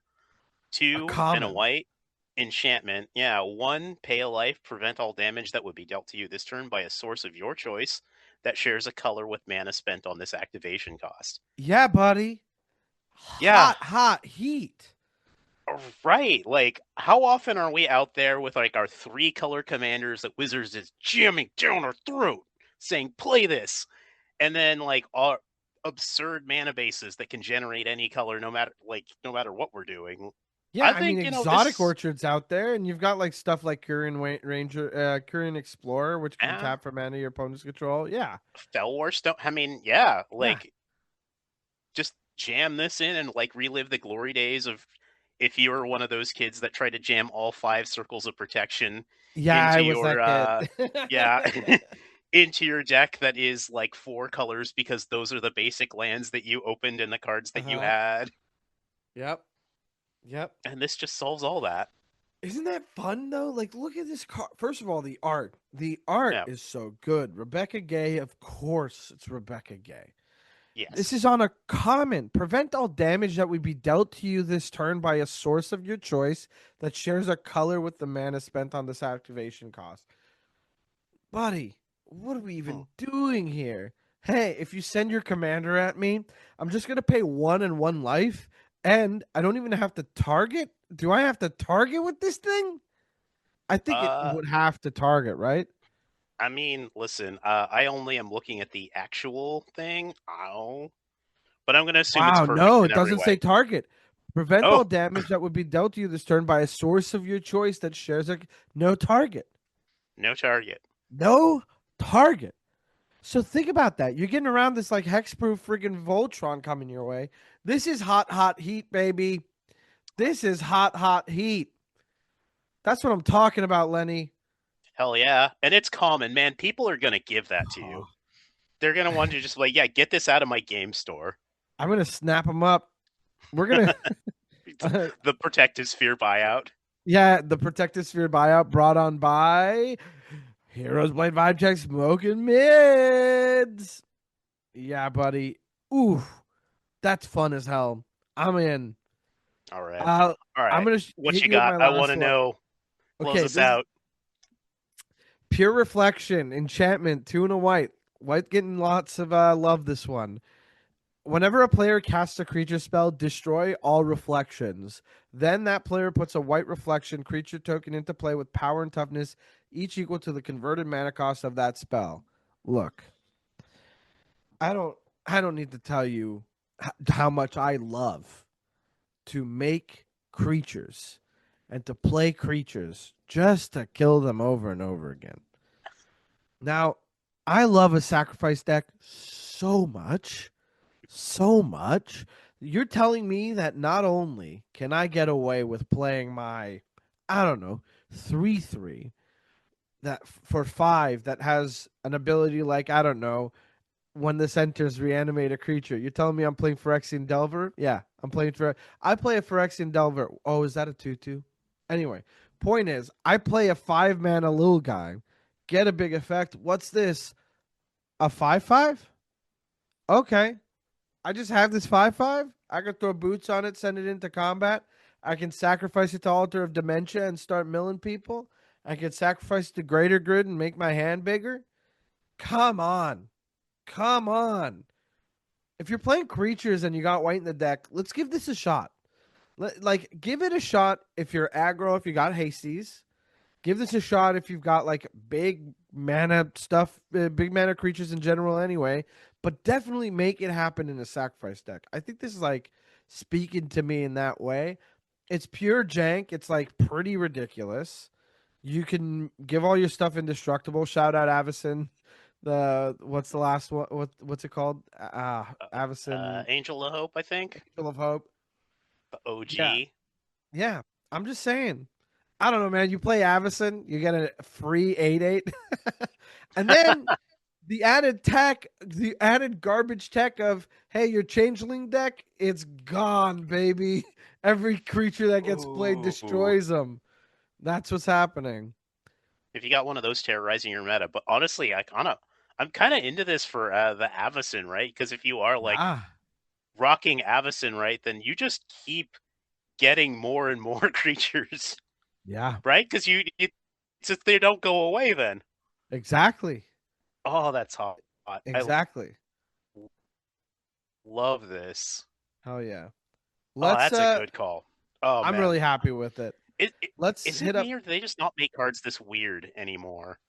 They definitely make some weird cards. They don't make them this weird, but they don't shy away from like trying some stuff out. I think that their version of weird now is like voting cards, which feels like okay. But I think that there's like there's some weird in the sense that it's like jazz, and you're like, look at what I did here, where you got like Throes of Chaos, which is retrace and cascade on the same card, and that's all it does. Yeah. But you're right in that they're not like, hey, Protective Sphere, that's conditional on the mana spent to like activate an ability, a colorless ability, mind you. Hey, Pure Reflection. First of all, on cast, destroy an entire type of creature. Like, you're right. It's nuts. It's nuts. All right, we're already at about a half hour, so sorry, Cole. We're gonna go 90 minutes, or we're gonna keep it tight for the next two. But Lenny, you want to kick us off? And yeah, exactly. You're welcome. More like it. You're gonna love this, you little sicko. I know you will. Quinn, do your thing. Cole, this is torture. So we're gonna go into Plane Shift now. Lenny, you want to kick us off with Plane Shift too? I do. Yeah. Oh my goodness. Oh, okay, yeah. so Plane Shift. Oh. This one was harder, but I gotta hit one that one of my friends beat me into the ground with over and over again in 60 card. And I'm like, let's talk about this actually in Commander. Drowlnew's Pet. Oh boy. I think this is certified mid. Most definitely. Most definitely. 1 blue for a 2/2. But honestly, we're not doing that. We're paying that kicker cost of 2 and a black as well. Discard a creature card from your hand. If you paid the kicker cost, it has flying and enters with X 1/1 counters, where X is the discarded card's mana value. I'm just like, listen, if you're a Reanimator deck, one, you should be also trying to pump out a ton of mana and not relying on just like pulling stuff out of your graveyard. But I think this is great. Like, throw your huge like 8 mana bomb in there, and then put 8 counters on this Drowlnew's Pet, and then be like, yo, I got a 10/10 flyer. Oh, anyway, also animate dead. Yep. I mean, it's a big 8 mana turn kind of thing. Big turn for sure. Big turn, but like, but what if you're playing something that automatically reanimates, like, I don't know, like a Mirko, the new Obsessive Theorist one? You've got some options in Reanimator with you can even like, hey, if you got your stuff set up, you can have like Lazav become a copy of something in your graveyard when you like discard, or when you attack. Not discard, because that's the wrong Lazav, but when you have Lazav Wearer of Faces. I got that deck. That's a fun deck. You attack, exile, whatever you just discarded, he becomes it when you sack a clue. It's fun. Yeah, Drowner's Pet is a big ass beater. This is it's one of those cards that's got such interesting tension to it, but is also very much like, maybe I would say even for the time it didn't get much attention, but it's just good, clean Magic. Yeah. Ah, Yeah. I do dig it.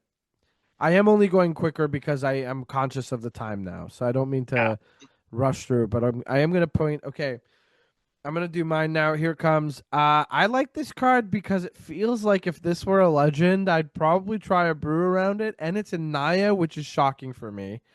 Mirrorwood Treefolk, 3 and a green for a 2/4 creature Treefolk, 2 red white. The next time damage would be dealt to Mirrorwood Treefolk this turn, that damage is dealt to target creature or player instead. I used to have my Savine, the Chroniclasm Brash Tonders deck, and I thought it was a lot of fun, but it did lose its like luster after a little bit. But I do love the idea of a Brash Taunter deck, and I think if the commander was that, I'd be like, okay, let's give this a go and see if I can make this be about the commander instead of a bunch of brash taunters. You know, my commander does the one thing. I don't have to have the rest of the deck be brash taunters. And this is where that design sits for me. I'm like, yeah, I got to pay for it, but it's still cool. Like, there's an interesting, like, it's super expensive and it's like, that's nuts. But man, this card is cool. It's interesting. I really like it a lot. I mean, I just like, I would live for that moment of it got 4 mana, Yeah. that mana ready to go, and your opponent's looking at the Blasphemous stacked in their hand like, well, we're not doing that anytime soon. Yeah, exactly. That's You're like, exactly keep that it. in your hand, thank you very much. Mm-hmm. And I think that's like hugely valuable. Like, if you think about it, it's stopping a ton of that stuff without even you activating that ability. Exactly. What's that thing Josh Lee Kwai talks about is like sometimes like the threat of activation gets you more than the actual activation or something. Yeah, something Yeah. like that. Anyway, really love this card. I knew you dig it, and I'm glad you do. Lenny, I gotta hear Kiss. Here's the thing. Both of these were shortlisted for me, and I don't care which one you pick next, but these like very, very, very, very came very, very, very close. All right. You mean from my list? Okay. Yeah. The All right. thing is, I got your list first, so I got to see what was on your list and go, okay, I'm taking those off immediately. But these two were out like the last two that I was like, I got to give it a second. Okay. I didn't want us to have overlap. Fair. Let's do Namada Grove Guardian then. Yeah. Because I have had experience playing this, and if I didn't have a mono green deck that I loved as much as I did, I would be building this guy. It seems like it's a ton of mana, but like, oh my god, this guy slaps so hard.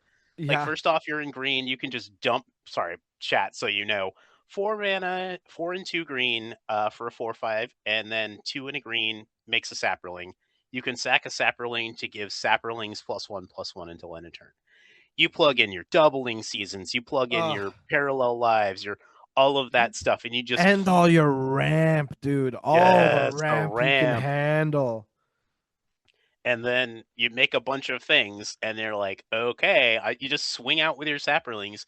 And what's so insane about this is you swing with like 10 1/1s, and they make their blocks, and you're like, okay, cool, well, those are going to make everything else bigger. It's like you cannot win. Like, the combat math is just not in your favor. So tricksy. It doesn't feel like it can be, but it is. Like, you're like, okay, so you're gonna go with a giant board full of Saprolings right to combat with 8 mana up. Holy fucking shit! I'm taking some damage today. Like, this is bad. You know for sure. Like, if they need to, they're gonna use that 6 mana to make 2 more to give everything like an extra +2/+2, like repeatedly, just because your commander has 2 activated abilities that are silly. Come on. So when this was Commander Masters, right? Because that was Commander Masters. They did. I was wondering if it was at Commander Masters draft or at Sealed, like Commander Sealed, but somebody played this as one of the partners. Because okay, it must have been Commander Masters. Commander Masters, all the legendary monocolored creatures could be partnered with any other legendary monocolored creature, and like Namada and I want to say Kiki Jiki. I don't know. I'm not sure. Either way, just like a Gruul deck that went fucking hard. Namada doing all the work in the world. Incredible stuff. Oh yeah, Just worth that 6 mana. so worth it. So good. And I like this character enough that I like look at the much like the much updated version from Dominaria United, where it's got like more of a wall of text somehow. The 4-mana Golgari one with 3/4 reach. If a creature an opponent controls would die, exile it instead when you do create a 1/1 Sapperling. And then you can pay a green Sapperling, and Namada itself gets +2/+2, and then 1 in a black sack 2 Sapperlings to draw a card. Just so cool. Both iterations. Great card, great character. 10 out of 10. I should have just put this on my list. Well, I mean, you still can, but you can't talk about it anymore. Yeah, you're right. Moving on. Okay, I'm gonna go with Cloud Cover. 2 white blue for an enchantment. Whenever another permanent you control becomes a target of a spell or ability an opponent controls, you may return that permanent to its owner's hand. Come on. Bruh, this card. Oh, I had thoughts. Okay, so I was gonna put this on my list, but like this card makes me see red because it is so annoying. Of course it is. And I used to run it in a deck, the old 60 card deck I had that was built around the card Psychic Battle. Wait, the invasion, the 5 drop which we invasion, didn't talk about. No, and we're not gonna. Please Skyfall it yourself, everybody. It's long. Yeah, just look it up. But and we don't even need to know. Like basically, I'm trying to set up an annoying engine, and I put Cloud Cover because that way, if they did actually manage to break through it, I could just be like, all right, well, I'll just return the Psychic Battle back to my hand. Exactly. And then we can deal with this on my next turn. Cloud Cover is great for those decks that just wants to reuse everything it can without touching the graveyard. I mean, I think that anytime you get the option to save something, it just makes you play a little bit more like, I don't know, with a smile on your face. I feel more confident with it.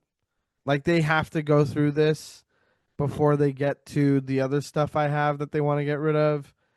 And it's honestly just nice insurance to have, especially if you got like a 5-mana commander, a 6-mana commander. Like you don't want to keep recasting that from the command zone. So getting to bounce it back to your hand and being like, it has an ETB. So come on, do you want to really bounce it to my hand? You're like, all right, cool, I can deal. I think this would go hard in a Nico deck, the Duskmourn one. Oh yeah, or the one I was thinking about was Ifara, God of the Polis, where you're already looking to play at flash speed, and you're just like, yeah, I got fully untapped mana, I got Teferi, Temporal, whatever, and my stuff's at flash. You gonna cast that? Cast your pathetic Swords to Plowshares. Go try it. Makes me think of Heliod, the new Heliod from Marching Machine. That I can't remember the full name of, but really love that card too. I've spoken enough about this. I think we got to scoot forward. I know the one you're talking about, though. The one that's Radiant Dawn. Yeah, Radiant Dawn and Warped Eclipse. It came to mind. All right, Lenny. Tell us about your last pick from Plane Shift. Yeah, so you like Mother of Runes, right? Well, they made Samite Elder, and it's a Mother of Runes that gives protection of the color of your choice to all creatures. Sorry. Let me read it, actually. Yeah, read it out. 2 and a white, 1/2, tap. Yeah, creatures you control gain protection from the color or colors of target permanent you control until end of turn. So once again, we're in the era of the 3-mana commander. Give your team protection from all of it and just get in because they are not going to have a blocker. Yep. 100%. Literally, like, and first of all, like, I used to run this in my cleric deck, which was black and white, and those are pretty much the removal colors. You know, those are pretty solid removal colors. So I got to protect my stuff from a lot of stuff, but that's just in 2 colors, and I saw the value in it. If you're running this in a deck with 4 colors, 5 colors, and you've got a 5 color permanent, good luck, everybody else. You've got unblockable now. No more blasphemous ash for you. Like, honestly, you don't even need all the colors. You're just like bragging at that point. Ah, so good. Samite Elder gives it to all your creatures. Ah, man. It's so sick.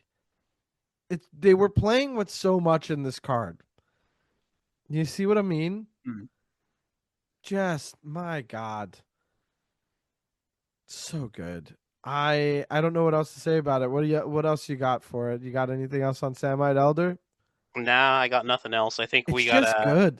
The bring stats are this good. to a close Yeah, so we're and gonna get through. maybe bring about the apocalypse. Yes, sir. Here I go. I picked the Rakdos one. Obviously, Keldon Twilight, 1 in a Rakdos enchantment at the end of each player's turn. If no creatures attack that turn, that player sacrifices a creature they controlled since the beginning of the turn. So, basically, if you play a creature during your turn and you get to the end of your turn, you're not going to sacrifice it because it just came into play. However, if next turn you haven't attacked with any creature at all, you're going to have to sacrifice that creature, buddy. Or like one of your creatures at least. But that's what I'm saying. It's like, my God, every turn you got to deal with an edict, and we're gonna pressure each other with combat. Close the game up, baby. It's over. Yeah. Or if you're like a Rakdos deck that isn't attacking anyway because you're doing all that techie utility stuff, and Hell you yeah. want to see your creatures die anyway. Looking at you, Mr. Mike Carosa. Mm-hmm. Held in Twilight, hell of a card. Had it in my Ninth Doctor Clara Oswald deck for a hot minute, and then just ended up going full on with my. I ended up picking like a land destruction finisher for that one instead, just because I wanted to be bracket fucking 3 heavy, you know. But this card was a problem. People were not happy about it, but it made me.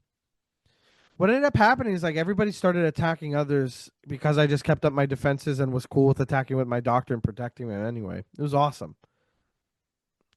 I love it. Yeah, no, Yeah. like, and also people need to attack. People need to attack. Yes. Speaking of attacking, let's attack this last set. How about that? Let's do an apocalypse. All right, let's go wild research. Ooh, you nut. Yeah. All right, 2 in a red. Listen, I'm not usually a fan of tutors, but Me neither. this is something special. Yeah. Enchantment. 1 in a white, search your library for an enchantment card, reveal that card, and put it into your hand, then discard a card at random and shuffle. Or 1 in a blue, search your library for an instant, and do the associated tutor checks. We all know what it is. Let's not pretend like we don't. Yeah, that's look, I don't enchantment and instant on your Jeskai enchantment. It's so wild. And honestly, I think Apocalypse is actually the first time we get into the wedges, the opposing 3-color pairs. Yeah. Yeah, and I love the uncertainty of it. Because otherwise I think I would just hate this card because it's just like card advantage, but you could just lose out. But totally, you got to make sure you have a like. Here's the thing: you got to be cool with it being in the graveyard. After all, like it does feel like it makes for great moments, and you can activate it several times and really just like keep trying. Like who knows? But I just don't know what to do with it. My favorite part is that it's Guff reading through the text, right? It's got to be. Yes. And it's just so oddly foreboding for art that features him. It's so nice, but I have no idea what I would do with it. I just think it's evocative and interesting. I'm realizing something because I What's that? talked about that psychic battle deck and the things I was doing with that. This Oh was my one of God, the cards Lenny. in that deck. Oh my God, I didn't realize it had red in it. Yeah, no, I Wow. was building a Jeskai deck in the days of 60 card casual, like whatever was available that I had as a high school kid, Yeah. invasion block nonsense. Ah, Ugh. I live for this block. I'm gonna move on to my first one. I was thinking about saving this one for last because it's so sentimental to me, but it's one of the rares from one of the theme decks I had when I was growing up around IPA block. It's Whirlpool Warrior, 2 and a blue for a 2/2 Merfolk.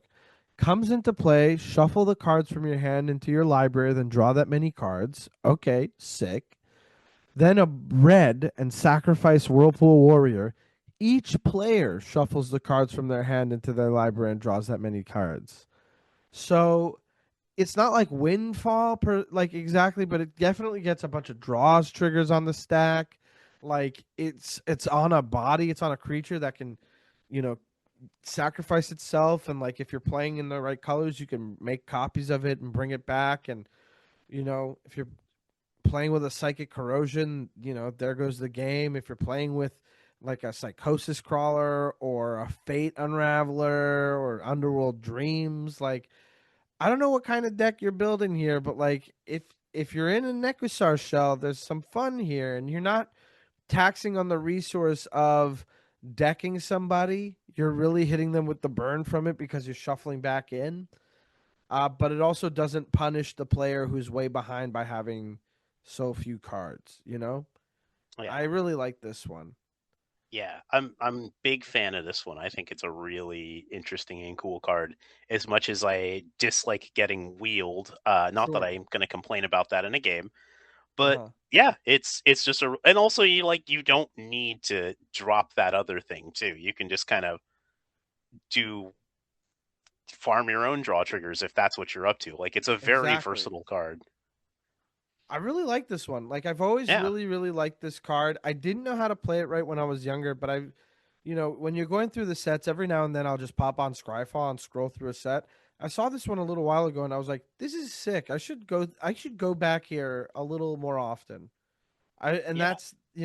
That's what I've been up to lately, is just checking out older sets that I couldn't really appreciate from long ago. And then there's an all-star like Whirlpool Warrior that just clicks into place and you're like, I think I gotta figure it out. You know? Nice. Yeah. Yeah. All What right. else you Let me got hit for you with us? one. Just two more. Okay. We're gonna stay in Jeskai this entire time. Oh, yes. Quicksilver Dagger. Dude, speak on it. Okay, one, a blue and a red enchant creature, or a enchanted creature has tap.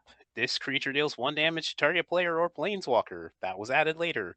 You draw Yes. a card. It was Listen, reprinted in Dominaria Remastered, which is why we have the updated text. But yes. yeah. Well, they definitely couldn't remaster Dominaria without this absolute gem of a card. What a Like, gem. I played this in my 60 card kitchen table builds all the time. right? I Yeah. used to love slamming this on a Gelectrode from Ravnica because it would untap when you cast instants and sorceries, and you just be like, and now I'm going to draw cards. Yeah, exactly. Yep. You draw the card, you're dealing damage. It's perfect. It's so good. Yeah.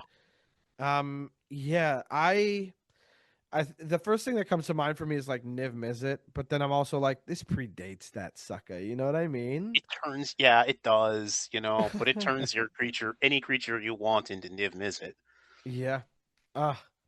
So good. Honestly, Yeah. very fond memories of that card. I guess I'll pick up the next one here. Yeah. I think I'm gonna go with Symbiotic Deployment, 2 and a green enchantment. I know Mike's picking some green cards today. 2 and a green and enchantment. Skip your draw step. Not really what you want to see on many cards, but 1 and tap 2 untapped creatures you control. Draw a card. Now, we know this is mid because the second you get your hand discarded and your creatures wiped, you're fucked. But if you can spend 1 mana to tap 2 untapped creatures you control, draw a card, you don't have to sell me on that being a good idea because I'm in. All right. So many creatures end up staying behind on defense. Some of them have vigilance that you can just hold up until the end of your the turn before yours. Boom, stacked hand all over again. Symbiotic deployment, had the nickname I think Patrick Sullivan on the receivables was like people thought this was green necropotence. And in a way, it's like I guess how green would do necropotence. Yeah. But very fun card. And I do again, this whole time, sorry, my girlfriend's iPad is in the room and heard me say something that sounded like Siri, and I was Oh talking no. about Patrick Sullivan out loud. So, but anyway, that was confusing. But symbiotic deployment, this whole time I've just been like picking up cards and putting them in Scryfall and being like, revisit this later because you're gonna buy some. Um, that's been this entire conversation for me. Oh yeah. I love this kind of card because this is like it harkens back to the you're gonna cast some spells and some of them are gonna be kind of dangerous. And it's like, yeah, the benefit here is awesome, but there is That's that so very good. real risk of like getting Yes, completely blown out. completely. But it's also pretty rad, and I'm thinking maybe I have a deck for this. Yeah, I was just thinking that. I've got the 13th Doctor and Clara Oswald Bant 1/1 counters. And like a lot of times it's just she untaps all the creatures with a counter on them That's at your end right. step. And this would be a way to farm that effect for card draw. Hey, now that's perfect. Yeah, that I'm into.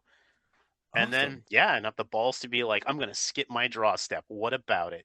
Yeah. Then I'm Yeah. also going to play Island Sanctuary. Is that the one that says creatures without flying can't attack you? Is that? Or Island Walk. Yeah, that's the Yeah. one. That's so silly. Uh, What do you got for us to close things out from Apocalypse? okay. I have the effect that I've been obsessed with for a long time. I wanted to pick one of these so badly, but I saw you had one, and I was like, doesn't matter whoever picks it. It's gonna be brought up. It's so good. You can't talk about Apocalypse without talking about this effect. Get it, Lenny. So I brought Coalition Flag to the party. It is a 1-mana white aura. Coalition Flag can only enchant a creature you control. Sad. But enchanted creature's type is Flag Bearer. If an opponent plays a spell or ability that could target it, a Flag Bearer in play, they must choose at least one Flag Bearer. Now, we got like other creatures and stuff that are Flag Bearers and have this text, but this is so mind-bogglingly disruptive. Yes. Because like if you've ever been in a game with a spell skite, you know how disruptive that could. Exactly. Yeah. And this is that, but on an enchantment, essentially. Mm-hmm. Like, oh my god. I loved the Flag Bearers. I thought they were the absolute strongest cards. And I would put them in most of my 60 card kitchen table decks. And then Spellskite came along, and I was like, I'll take 3, please. And then the LGS was like, that'll be $30 each at one point.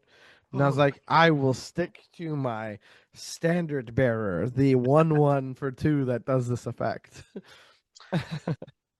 I really wanted to bring up the aura specifically. Yeah. Because for those of you who are around Magic in the past few years, the folks at Wizards thought it would be a super cool idea to put ward on just about every single thing that they could think about getting away with. So like the one that really hits for me is Saruman of Many Colors, where the ward is like discard like an instant sorcery or enchantment. My god. Yeah. Oh, so rude. Right. I mean, you could play a Swiftfoot Boots or a Lightning Greaves, but then you could do this instead. And But then I mean, okay, but I think, yeah, man, it's just so brutal. This just absolutely so disruptive to do that. But you gotta hope that nobody else has things in play that need to be taken care of. that's true. That's true. Because I you're mean, on then the that's hook. on you to deal with them, then I guess. And you know what? Exactly. If you're in Saruman of many colors, that shouldn't be a problem for you. No, not at all. That No. deck is nuts. Yeah. I used to run it back. There was this card from Mercadian Masks called Lava Runner that was like whenever it becomes the target of a spell or ability, its controller sacks a land. So I'd be like, Unbelievable. I'll sack a land to redirect all stuff to this thing. And then if somebody's on Aura Voltron, just forget about it. They're done. Their goose is cooked. Yeah, completely. There's no way. Please don't play this against my Aura Voltron deck. Man, I forgot how goofy Lava Runner's art is. Right. I had to go look at it. I Yeah. haven't seen this card in forever. It's a weird little 2/2 lizard. Maybe we bring you back for mid-Cadian Masks. Mid-Cadian Masks, I'll be there. We'll Okay. do another 3-hour episode. I know, right? We might as well. All right. Yeah. Let's Thank you close for it coming down. on. All Oh, of right. So course. there's 2 things on the agenda I have to do. I have to drop some wisdom, and then I got to have you tell everybody where they can find you. So. Oh, sure. But I do have one more card to close it out. Oh, you do, in fact, have one This more is my card. third card. So before we Listen, I even get to can't count. that, I went to public school in the U.S. you know what? I don't hold it against you. Power Stone Minefield, 2 red, white for an enchantment. Let's go, Boros. Whenever a creature attacks or blocks, Power Stone Minefield deals 2 damage to it. What are we doing? Man. What are we doing? How is this not? How many like big creature decks are there? Go just like slamming right into a bunch of weenies. No, Yeah. don't even worry about it. Those weenies are gonna hurt themselves. All right. Unbelievable little card. I don't know what to do with it or where it fits, but I've been looking at this card and just going, what if I just put it in anywhere? Just try it. Just try it. A creature attacks or blocks, it gets dealt 2 damage. Really is like the supremacy of like the giant beast, but then they tussle with like a 1/3 blocker and then they both trade somehow. I don't know. It's just so fun. It's frustrating as hell. This is great.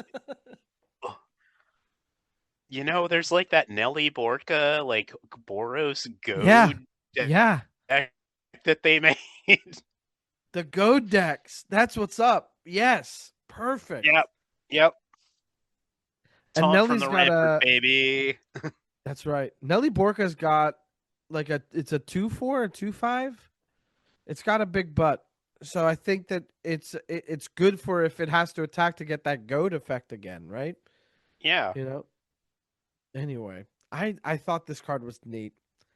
I really liked it. But I absolutely, I love it. That's the end of that. We're done with the midvasion. And Lenny, I think it's time for you to drop some wisdom. Okay. All right. So I thought long and hard about this one. Uh-huh. And I think I'm going to speak to something that I think is applicable to a lot of people that they should be doing. Mhm. You should consider having in your home and possibly a car a first aid kit.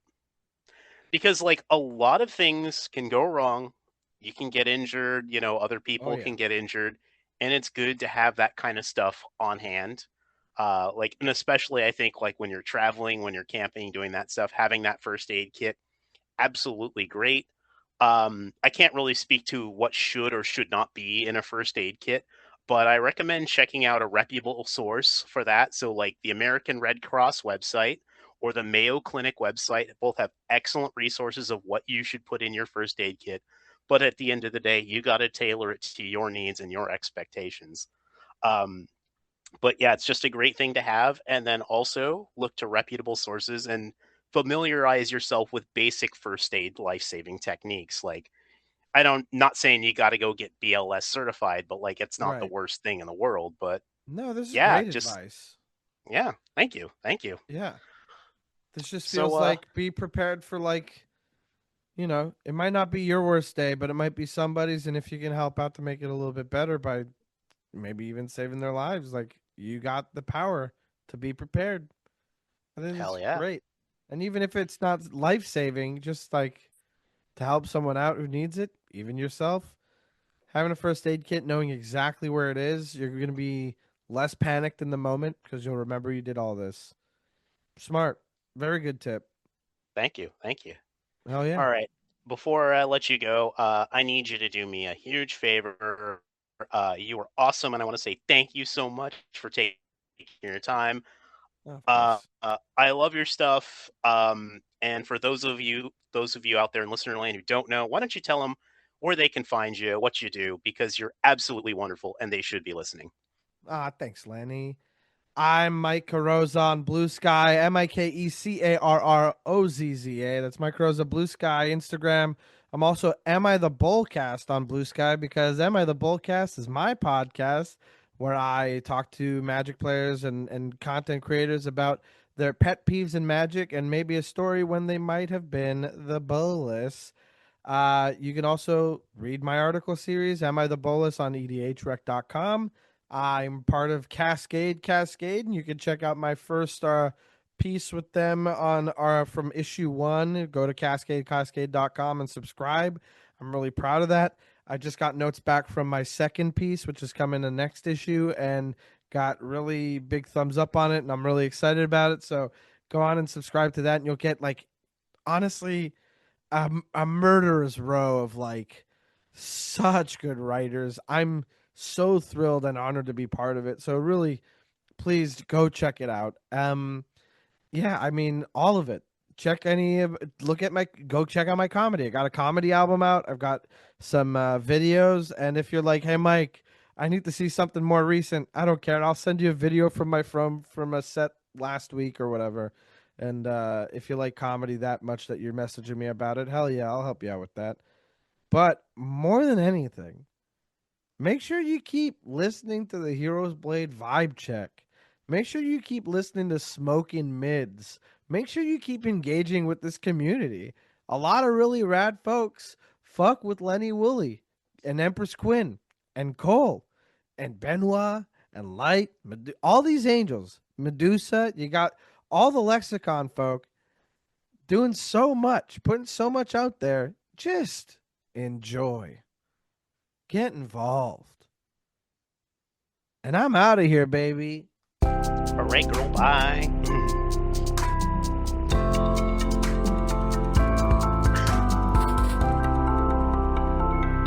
That's right, I played my own theme song. Heating up. Let's go. Here we go. All right, and hey, Mike Carrozza, thanks for coming through. For doing an episode of Smoking Mids. Can you put your own intro for your own podcast in there like that? I don't know, but it's there. So I guess you want. You're doing whatever. Yeah. So hey, man, those guys went on a freaking journey. Let me tell you. And as usual, Lenny with wisdom. All right, let's go off to Brews Off the Shelf, aka what are we building? What have we built? What have we tweaked? Anything? What are we playing? Blah blah blah. Brandon, let's start with you because you said you have an idea and now we need to see what fucking nonsense you're getting up to. So with recent, newer cards that have come out, a lot of my knowledge is like with older cards, I like to take old themes and then like recreate them with newer stuff. So one of the ones that I've been wanting to do forever is pretty much making a 5-color bullshit deck. So the I know usual. it sounds weird. Yeah, I know it sounds weird because all of them are bullshit.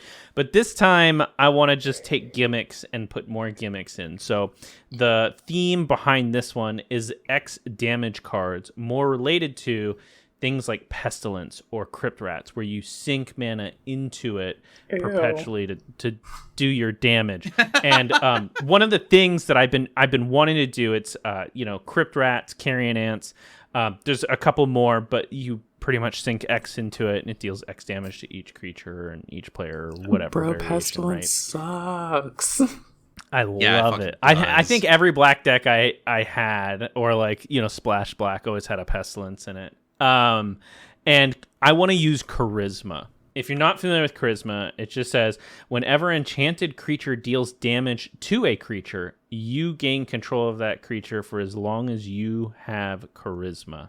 Oh, no. And the goal would be to slap it on the Crypt Rats, make them indestructible or buff them or whatever. You pay 1x, you literally just steal the whole board. And then you can just sack outlet them or whatever you want to do. But just be an absolute gremlin about it. And the great things to put on things like Crypt Rats or, Carrion Ants or whatever you're going to use is going to be things like Soul Link. Soul Link is a very unique Magic card in the way that it was created before the keyword, so the use case of it was very specific. But because of the way that it is, it's insanely strong, which is whenever enchanted creature deals or is dealt damage, you gain that much life. So if Crypt Rats pops off for 1 and it hits every creature and there's like 20 creatures on the board, you just gain 20 life. And similarly, it'll offset, things like Pestilence not Pestilence. It'll offset the Crypt Rats because it's like each creature and each player.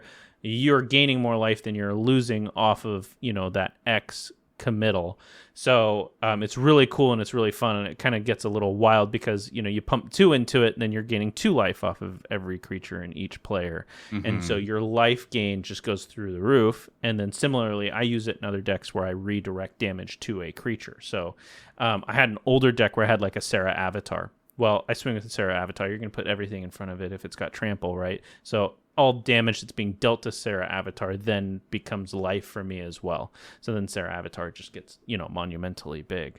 So that's the goal. That's the gimmick, is to, make a deck that's centered around those X damage cards, not necessarily spells or creatures that have X, more of the sinking X into something and just being ridiculously stupid with it. That's the gimmick. All right, well, I guess I'm playing more anti-gain life tech in the future. What are you doing, Cole? Like, what cool ideas are you coming up with, huh? Oh, well, since you asked, let's talk about a new deck that I put together. So I did put together, after I talked about it last episode, the Kilo Apogee Mind deck. I had a bunch of rando cards lying around from like a bunch of different deck ideas. It was finally time to put it together. So Kilo reads, blue, red, white for 3/3 Robot Artificer with haste. Whenever Kilo becomes tapped, proliferate. So I was like, cool, let's take a look at the cards that I talked about last episode that I apparently horridly mispronounced and made people go on wild goose chases of trying to like find the card. So once upon a time, I was running a Piper Wright Public Reporter deck, where she reads, if she deals damage, you investigate that many times. And then whenever you sacrifice a clue, you put a +1 counter on target creature you control. Well, a bunch of similar tech has come out, not just on other blue cards, but in other cards like Manon, Uthros Exile, Tidus Blitzball Star. Whenever an artifact you control enters, put a +1 counter on Tidus. Zach Fair enters with a counter by himself. Ray Fillet, Man Ray, enters and makes a mutagen token, but then you can remove a +1 counter from a target creature control card. Stuff like this. The Emperor Palamecia. Goddamn, this card always continues to be fucked up. I love that guy. Whenever you get 3+1 counters on you transform, I'm not even going to read the rest of the card because it's like, okay, so we're having +1 counter payoffs on top of like turning creatures sideways with Kilo, who may or may not also have counters on him, to just start rapidly multiplying your slowly growing board state. Then on top of that, we just got proliferate cards spread out. We got cards that care about +1 counters in some way, shape, or form. We got a bunch of equipment that also cares about +1 counters while also tapping down things, because that's my specialty. And I reallocated a bunch of tap down effects from a bunch of different decks and figured this was a good place to put it, because Great Sword of Tyr plus a +1 counter on something, tap something down. Conformer Shuriken could maybe possibly rapidly boost an attacking creature depending on the difference of their power. Lost GT. Thank you, Light, for putting this tech in my brain because, damn, Lost GT is kind of fucked up. Yeah, that one has been surprising. I did not respect that on release, but I'm seeing the power of it. Chainsaw gets rev counters to proliferate when stuff starts dying. Skateboard, when it enters the battlefield, tap target permanent, then the equipped creature gets +1/+1 has haste. So yeah, I was like, yeah. Nice. Pulled in Mjolnir, Stormhammer, because it's good. Could the tap down tech be more? No, because I'm trying to like keep an equal balance of everything. So deck's pretty cheap to put together. Putting in some cards that were from older decks that I loved from before. Put in some new stuff that I haven't played in a while, if at all. And I'm kind of just going to see, because I haven't played with this deck yet. That's the other thing. Just to see how it all kind of synergizes once I actually sit down and get to work on people. Computer enhance? What's that I see here in the 3-drop slot? Yuffie Materia Hunter? Yeah, how did she get there? Oh, This she's fucking in... guy. Out She's here in Search typing Foil against 2, me. there to steal your Oh. opponent's non-creature artifacts? Haters preying on my downfall. We should, because you've been getting away with it, and you need to I be have stopped. been getting away with it. I don't think you should stop. I think you should keep going. I'm Good, gonna that keep means I going can 'cause justify- I haven't gotten away with it yet, so he's gonna keep playing the tech to steal my knives. Yeah, I do love taking your Buster Sword and you have you go, no! No, not It's always not great again. using other people's tech against them. Doesn't that feel so good? It does feel Yeah, so good. I feel super smart doing it. So yeah, that's what I've been up to, Brandon. What do you think about that? I love it. I'm surprised that you're still, thinking up of decks and coming up with new ideas. I thought you would run out after episode like 9,000 of like doing like the small like budget builds and stuff like that. But I'm surprised you still got a lot of spunk in you, kid. This guy has I'm no happy. idea what the fuck he's talking about at whatsoever. Quinn, give us a deck.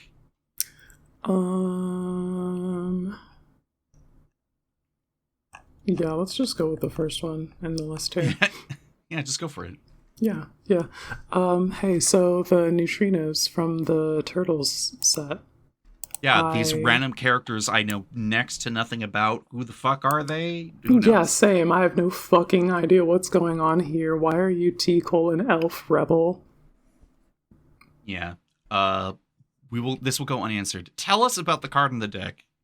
Yeah, so the Neutrinos is a 4-mana legendary creature, Elf Rebel, a 2/4 for 2, a red and a white, and it's got flying and alliance. Whenever another creature you control enters, the Neutrinos get +1/+0 until end of turn.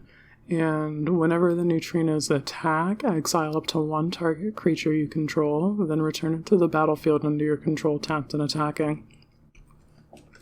So the like origin story here is I saw a clip from somebody's standard stream where they were playing a Neutrinos combo deck that landed Aurelia of the extra combats and did basically the Aurelia and Sword of Hearth and Home loop for infinite combats. That was very appealing, but I'm not interested in putting in the work needed to make this deck playable in a metagame where that particular combo line is acceptable. So we decided to just smoke mids about it and play like Impact Tremors Typal and then Boros token spam. So, deck construction looks basically exactly like that. I've got the OTAG Impact Dash effect, which you can search on Scryfall to bring up a bunch of things that meet that requirement. In my MTGO collection, we had these 7, so those are the ones that I'm playing. There's Raphael, Tough Turtle, Wefstalker Ardent, Witty Roastmaster, Perf Daddy, Slash, Impact Tremors, and War Leader's Call. Hell yeah. Then I'm like eating my vegetables. We got to make sure that we can draw the next guy. So we have all of the like little guys enters, draws effects, the welcoming vampire and whatnot. I don't think we actually have that particular one, but the Takesha's welcome and you know the ones.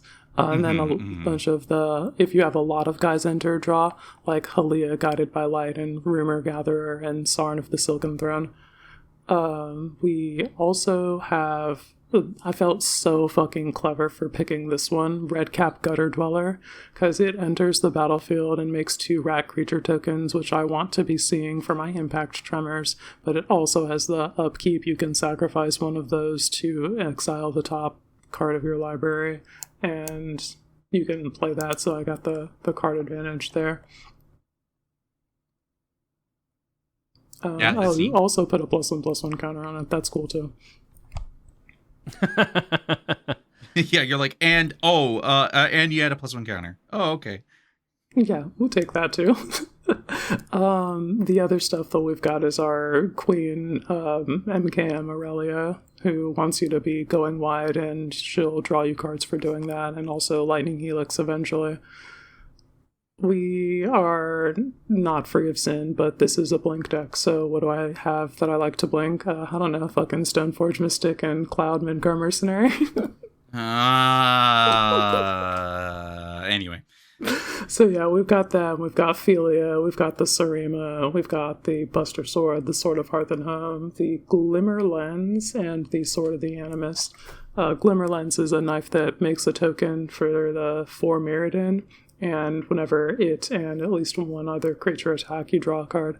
So I get my card advantage on that in addition to meeting my token spam goals. I was a big fan of finding that for this. We also have OTAG enters -in -company. I got 17 of these bitches, but these are my guys that are doing the token spamming.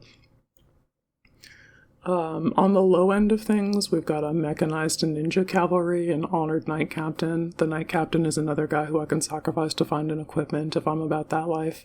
Then on the large end of things, we've got the summon Good King Mog and summon Knights of Round, as well as the evoke elemental Catharsis and Overlord of the Mistmoors. Just like low end, I'm making like 1 guy per guy. High end, I'm making at least 2 guys per guy. We're all fucking putting impacts tremors on the stack and melting my opponent's life totals. And then in the okay pal section, I got fucking Nahiri's Resolve and Thousand Moons Smithy. Nahiri's Resolve just lets me buy more ETBs. It's so good. It's such a good card. Gives creatures that you control +1/+0 and have haste, and then at the beginning of your end step, exile any number of non-token artifacts and or creatures you control. Return those cards to the battlefield under their owner's control at the beginning of your next upkeep.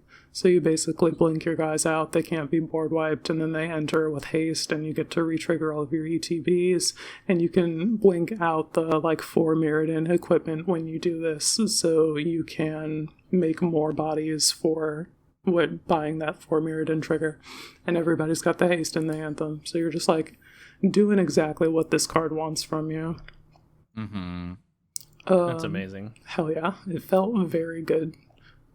In terms of gameplay experience, there's like I think 1 instance where we didn't find the pieces that we needed to make the deck really go at all. But that's a variance thing. The rest of the gameplay experiences have been like pretty fucking sweet. Had a game where we Falcon punched somebody out of the game with the neutrinos after whittling us everybody down to the 1v1. We had a go wide win with the evoke elemental Catharsis. You just like, you get a wide enough board, and then you make 2 dudes, and then you give the whole team +1/+1 in haste, and that's enough to get across the finish line. Hell yeah, Catharsis with the W. Let's go. And then we had another game where we just never bothered casting our commander because, shout out to Philia, my Boros Blink commander. Oh, god fucking damn it. She's so strong, dude. We just like, you flash her in on turn 2, you get the Firebender Ascension on turn 3, and you attack and blink that with Philia to make 2 total Firebenders that turn. So the next turn, you're like pretty close to completing the Firebender Ascension's quest, and then the turn after that, I think you're done, and you're copying Philia's trigger and the Firebender's triggers. So I'm like out here getting 2 Philia triggers per combat, blinking the Restoration of Eiganjo and summon Good King Mog. Restoration of Eiganjo is letting me fucking chapter 1 and 2 every turn because Philia blinks it, and I'm finding my land drops and hitting my land drop every turn. And I discard the fucking Impact Tremors turtle, so we get to reanimate that with chapter 2. And we get to a point where gamers are taking like 6 damage per combat plus more from the turtle with the Impact Tremors triggers. We're almost completely fucking uninterrupted that game, so I just I fucking need to finally get this goddamn dog. Like, this is bullshit.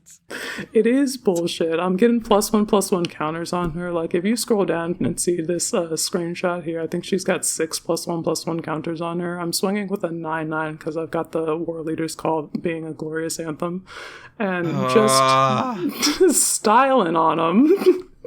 You're like, hey, this elf rebel in the command zone's pretty cool. What, have you ever seen that fucking dog? What the dog doing? There was absolutely no need to cast my commander when Philia was serving literally every purpose that we would have gotten from my commander, and just, alright, I'll take it. That dang dog. Don't let Cole bring you down. I'm all for this. No, this is no, fuck you, Brandon. This is a bunch of horse shit. I've been dealing with this Quinn doing this fucking Stoneblade package shit for like 2 calendar months now. This is outrageous. I've been doing Stoneblade for quite some time, my guy. You can actually see the point on my blue sky where I decided that we were going to put that in every white deck until we got bored with it. I hope the day comes soon because my fucking god, this dog can't keep getting away with it. Tech against it, bro. Hit me with the Containment Priest. I'll be so pissed. I'm working on it, alright? I got the fucking alternate artwork version ready to go. You do not? For real? I'm gonna send you the photo. Fuck you. Do you doubt my power? Are you challenging me? I do. And I do. On a regular basis. I was about to say. So yeah. What else? So, yeah. So that deck is pretty cool. I think I will try and bring that around and see if that performs the same when I'm not just like styling on nerds on MTGO. Yeah, but the people on MTGO deserve it though. They are actually sweatier. You can see in this screenshot here there's a Scoot Swarm, and then some other people are getting up to some other shit. There was another honest Boros person, however, that we fucking salute, who had Aurelia, the Law Above, and the Fireman Commando or whatever. Fireman Commando, yes, that person's my fucking hero. I love that. Oh my god. Yeah, they were doing good, honest work. Yeah, no. For every fuckophalia player out there, there's one honest Boros player. Maybe. Sorry, Modern Horizons had fucking bangers. Yeah, no, I know. I play them, and Modern Horizon. Let's just finish that little tangent with Modern Horizons was a fucking mistake, and we will move on. I mean, well, I like it. Yeah, I know you like it, Quinn. I know. I see it every day. Sorry for liking Magic the Gathering. Fucking, we gotta smoke more mids. Anyway, check out this fucking busted ass dog over here. Yeah. I contain multitudes. Yeah, we do be saying this. Yeah. Otherwise, yeah, you are playing a bunch of kind of not necessarily Boros's best hits, but you are putting some mids intermingled with the bangers. I'm fucking Hellspur Posse Boss.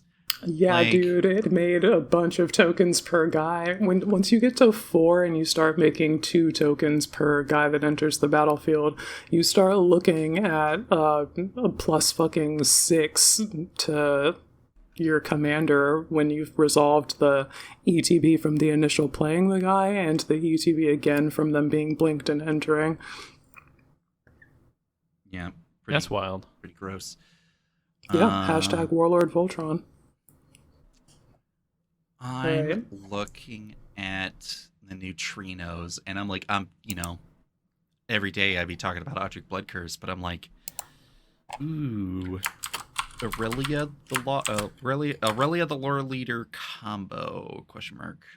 Anyway, Yeah, if you put that Oh, together you with the neutrinos and Aurelia, that'd be very funny.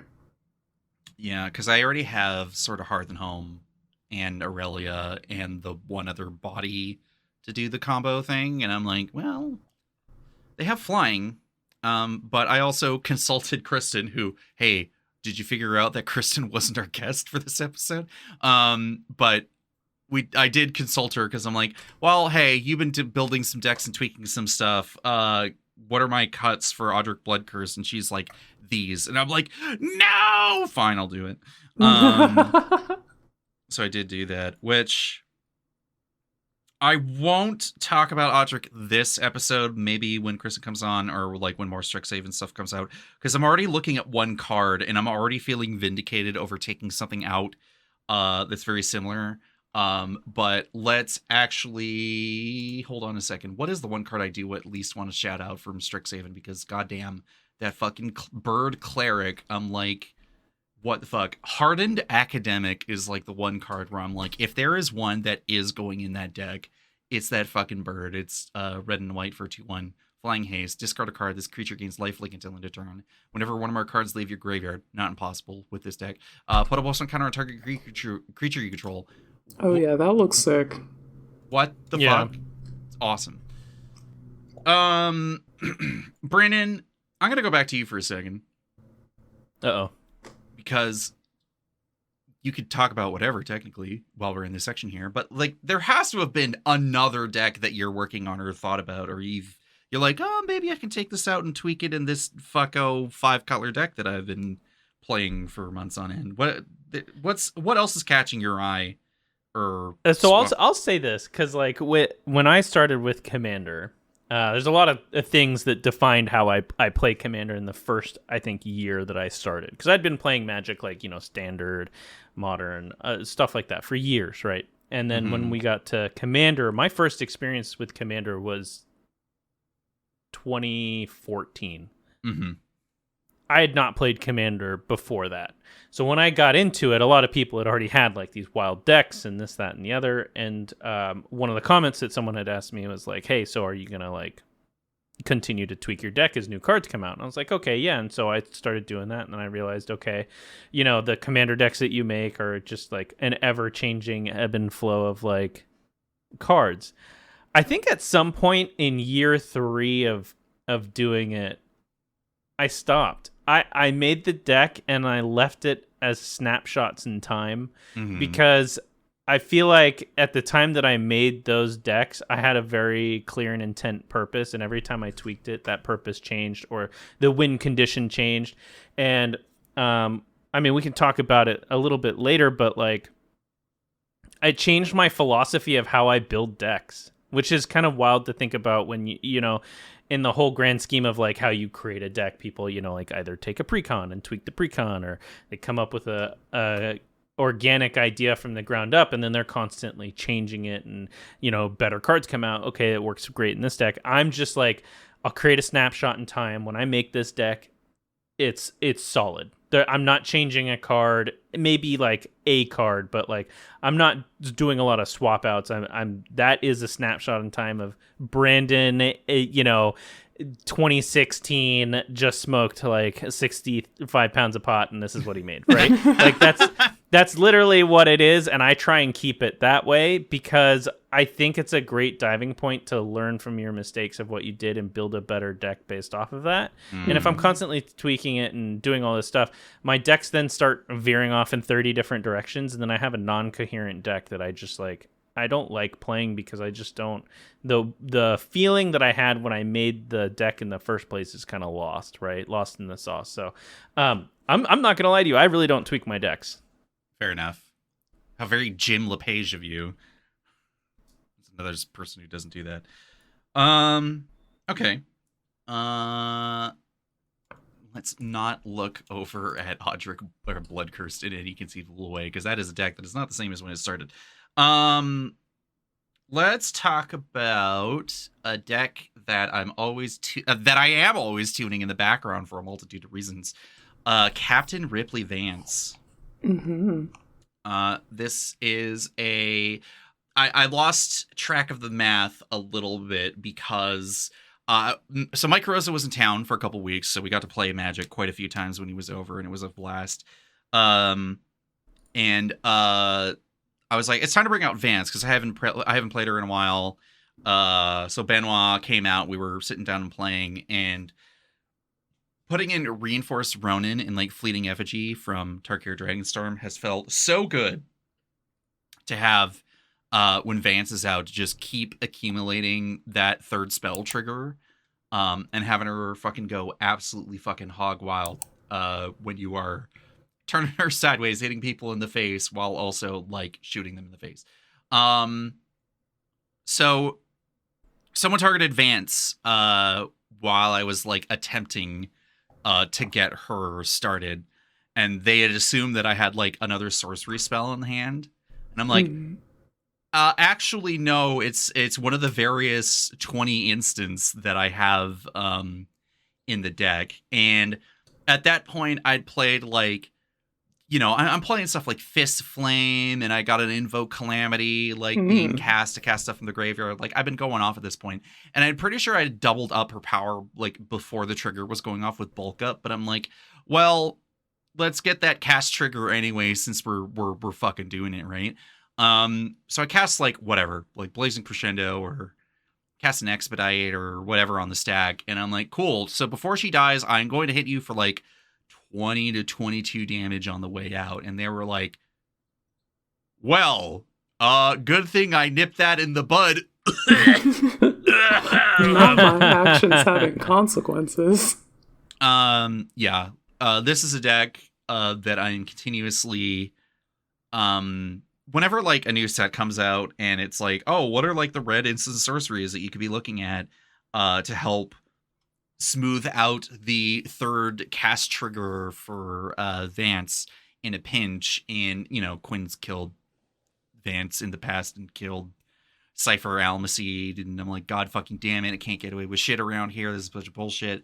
But there's nothing that best exemplifies what a mono red deck is doing, of being fucking Icarus, flying too close to the sun, and either you're burning yourself out or you're burning everyone else with you. I always have a fun time bringing this deck out because people have like, they're like, so what are you doing? And you're like, okay, so I play Vance on like turn 2 or turn 3, depending on if I think I got her out on turn 2 that game, because I was like, ritual into Vance, and they're like, uh-oh. And I'm like, turn 2, baby, let's fucking go. And then you cast like a Dark Dwellers, like flash something back, and make stuff effectively unblockable with like Smelt Ward Minotaur or whatever. Like every card has a reason for being in this deck. This is a deck that has gone through like innumerous little tweaks here and there in every cut, in every edition, in every like re-edition. Like Reckless Charge, for example, like was in the deck at one point, and then I took it out, and then I'm like, wait a minute, this card has flashback. I'm fucking stupid. Put that thing back in there, because Wild Ride also is the same goddamn card. And just, yeah, I'm up to no good with this thing when I'm playing it, and people either recognize what I'm doing and be like, oh god, we gotta kill that guy like right now, or they get fucking exploded. I mean, speaking of decks that you like to whip out that no one likes to see you play, I mean, I've got one that like just absolutely kills it.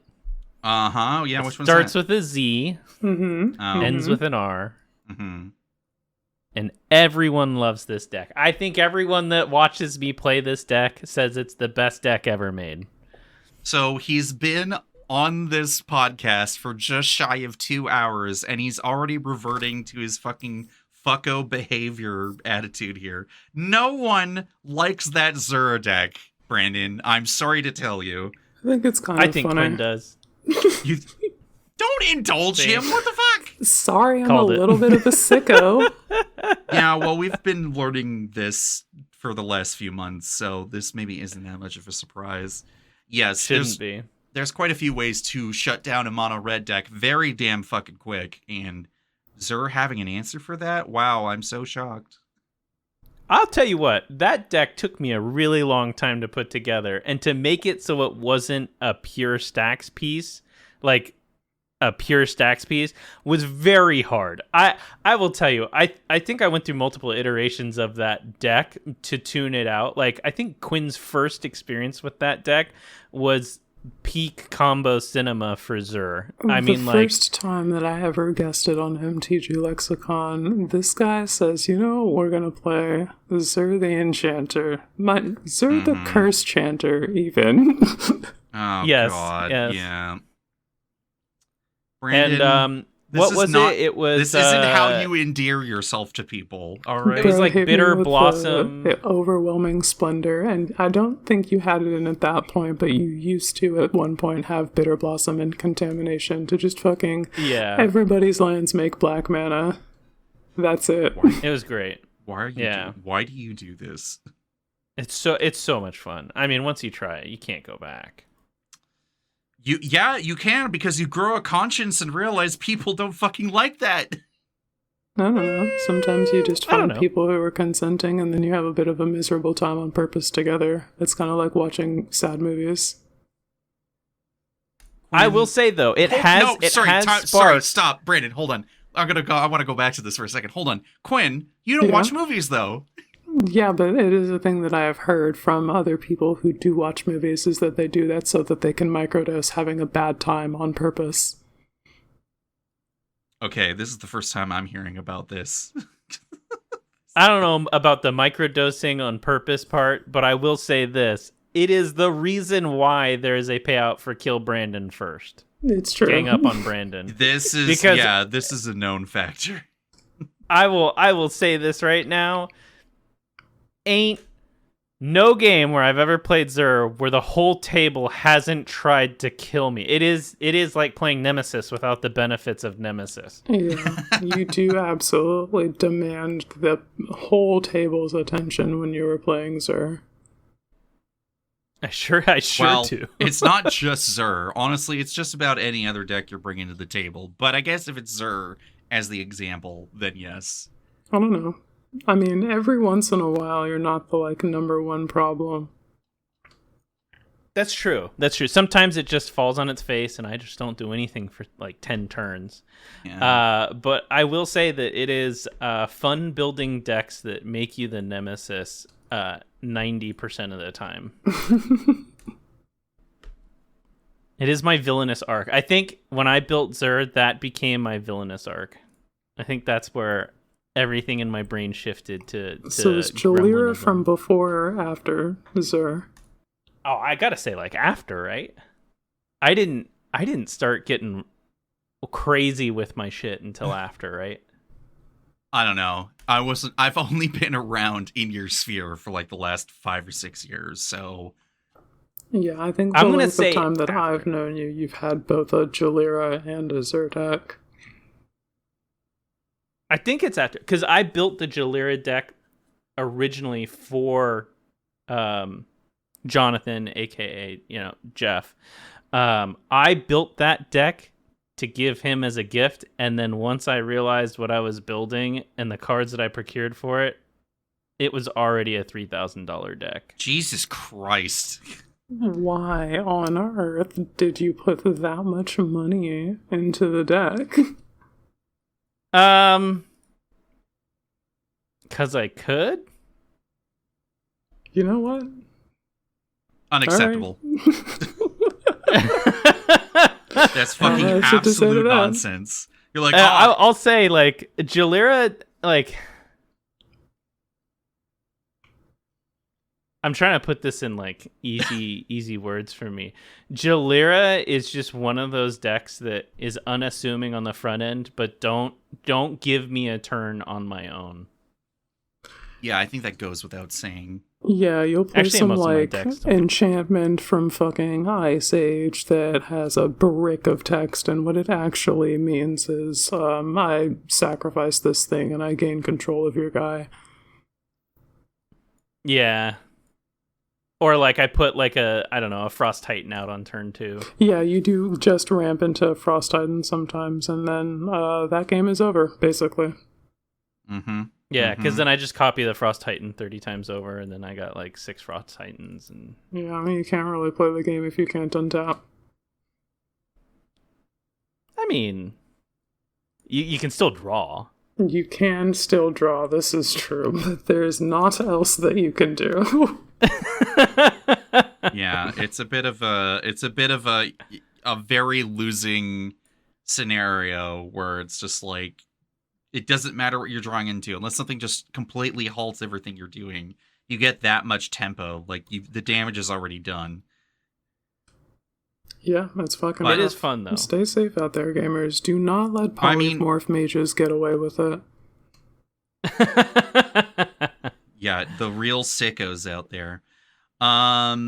Okay. Let's go on to another one of Quinn's decks here. All right, let's talk about the last one on the list here, Yannette Cryptic Sovereign. Sure, all right. I had an etched foil copy of this card on my desk, and we also had other cards on my desk, and we decided that we would put all of them in one place together. Also, Sphinx Challenge. There's another Esper Sphinx, and I figured I've built enough of them that we might as well finish the job and build them all. So here we are with Yannette. And we decided that if we're going to do this, we're going to commit to the bit, and every non-land card is going to be odd mana value. That is really commitment to the bit. Damn. Yeah. I just didn't know that it would fucking tilt me into the sun if I flipped a card over and it was even and I couldn't cast it. And so we decided to make sure that could never happen.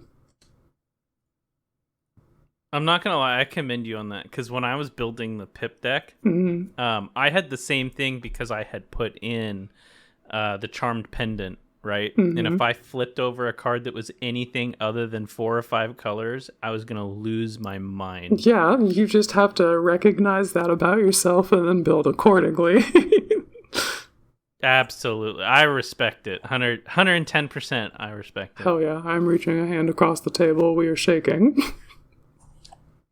Cole's over here looking at us like he's fucking weirdo. Okay, I mean, like, I guess I'm built different or whatever. I don't know. Anyway, yeah, maybe you have a different level of tolerance for that, but that's why I'm not playing the fucking Hero's Blade in this deck, because I would lose my shit. It's not an even mana value card in this deck, and so I'm not running it here.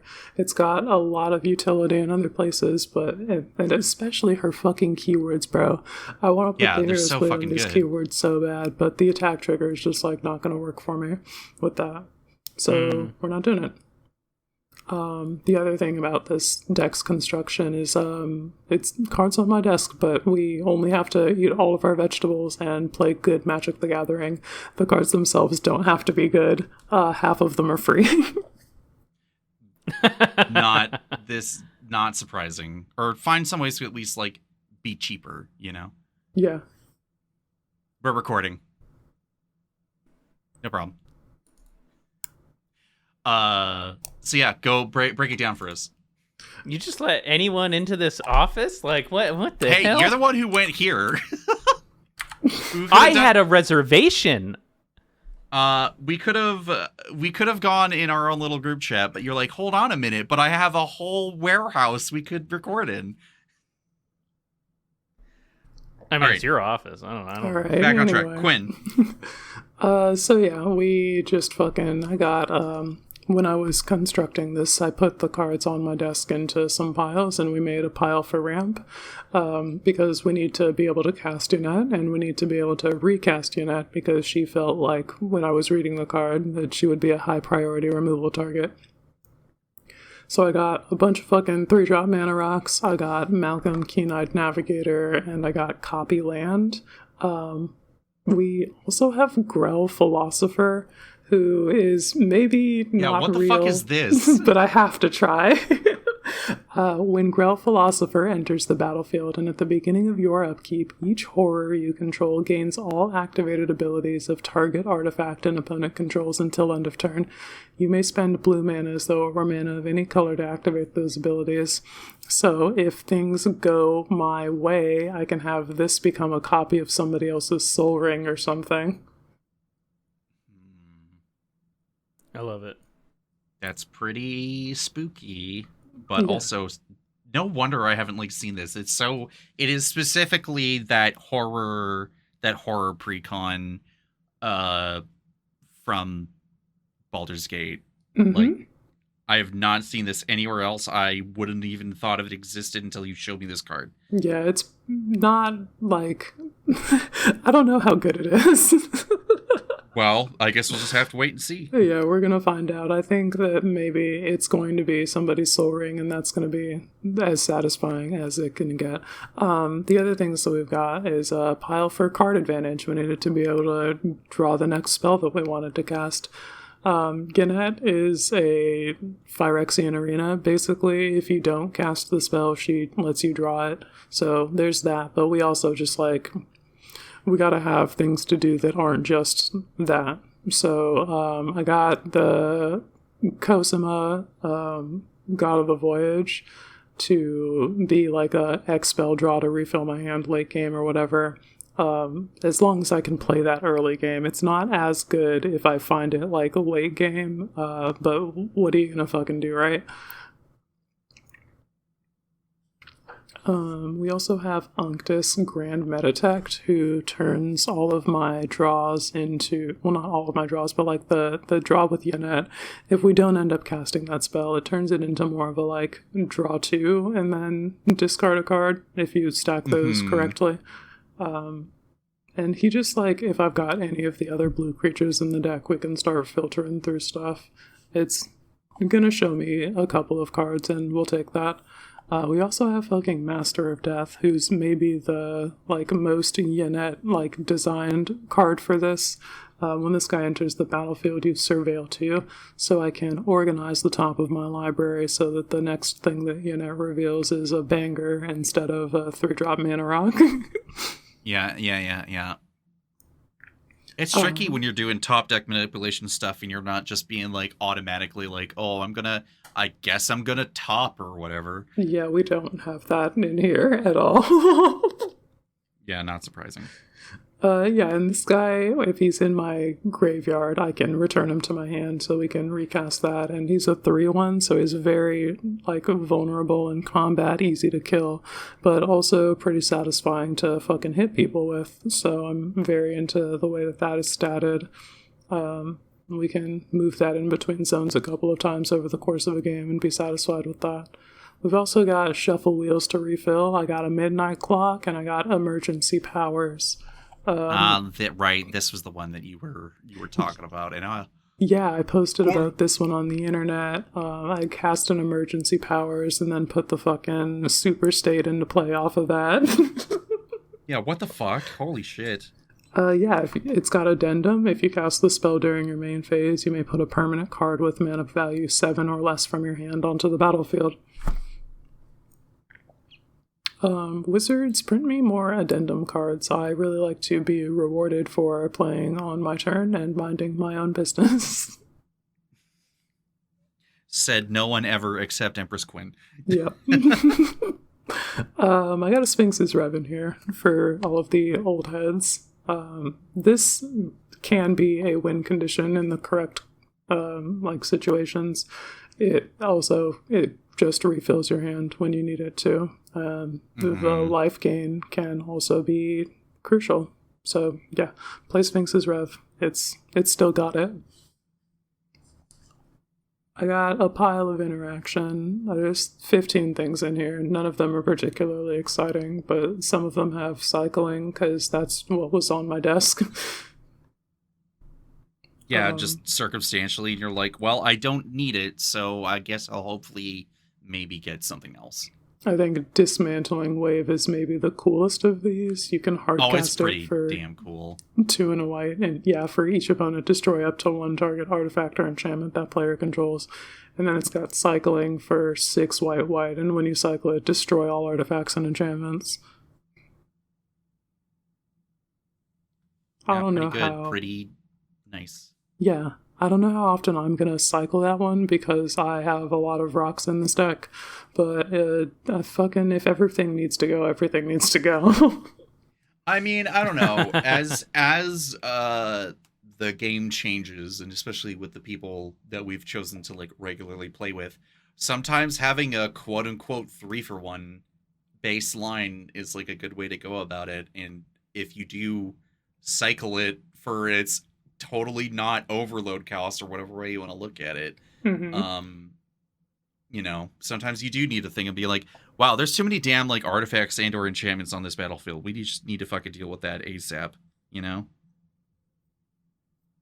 Yeah, just fucking get them all out of here. And then after we've eaten all of our vegetables, we had a couple of slots left over for because I can, fuck you.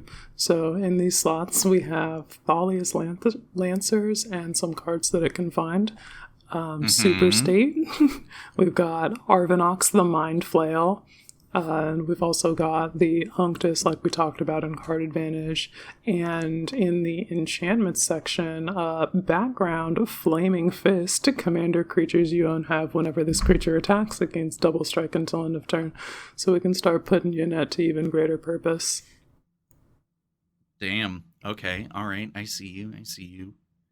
I also have the Buster Sword. Do not at me. We're not even on Stoneblade in this deck. It's just the Buster Sword. You can have your Buster Sword. I do not perceive anything else that would make this egregious. So you get a pass this time. All right.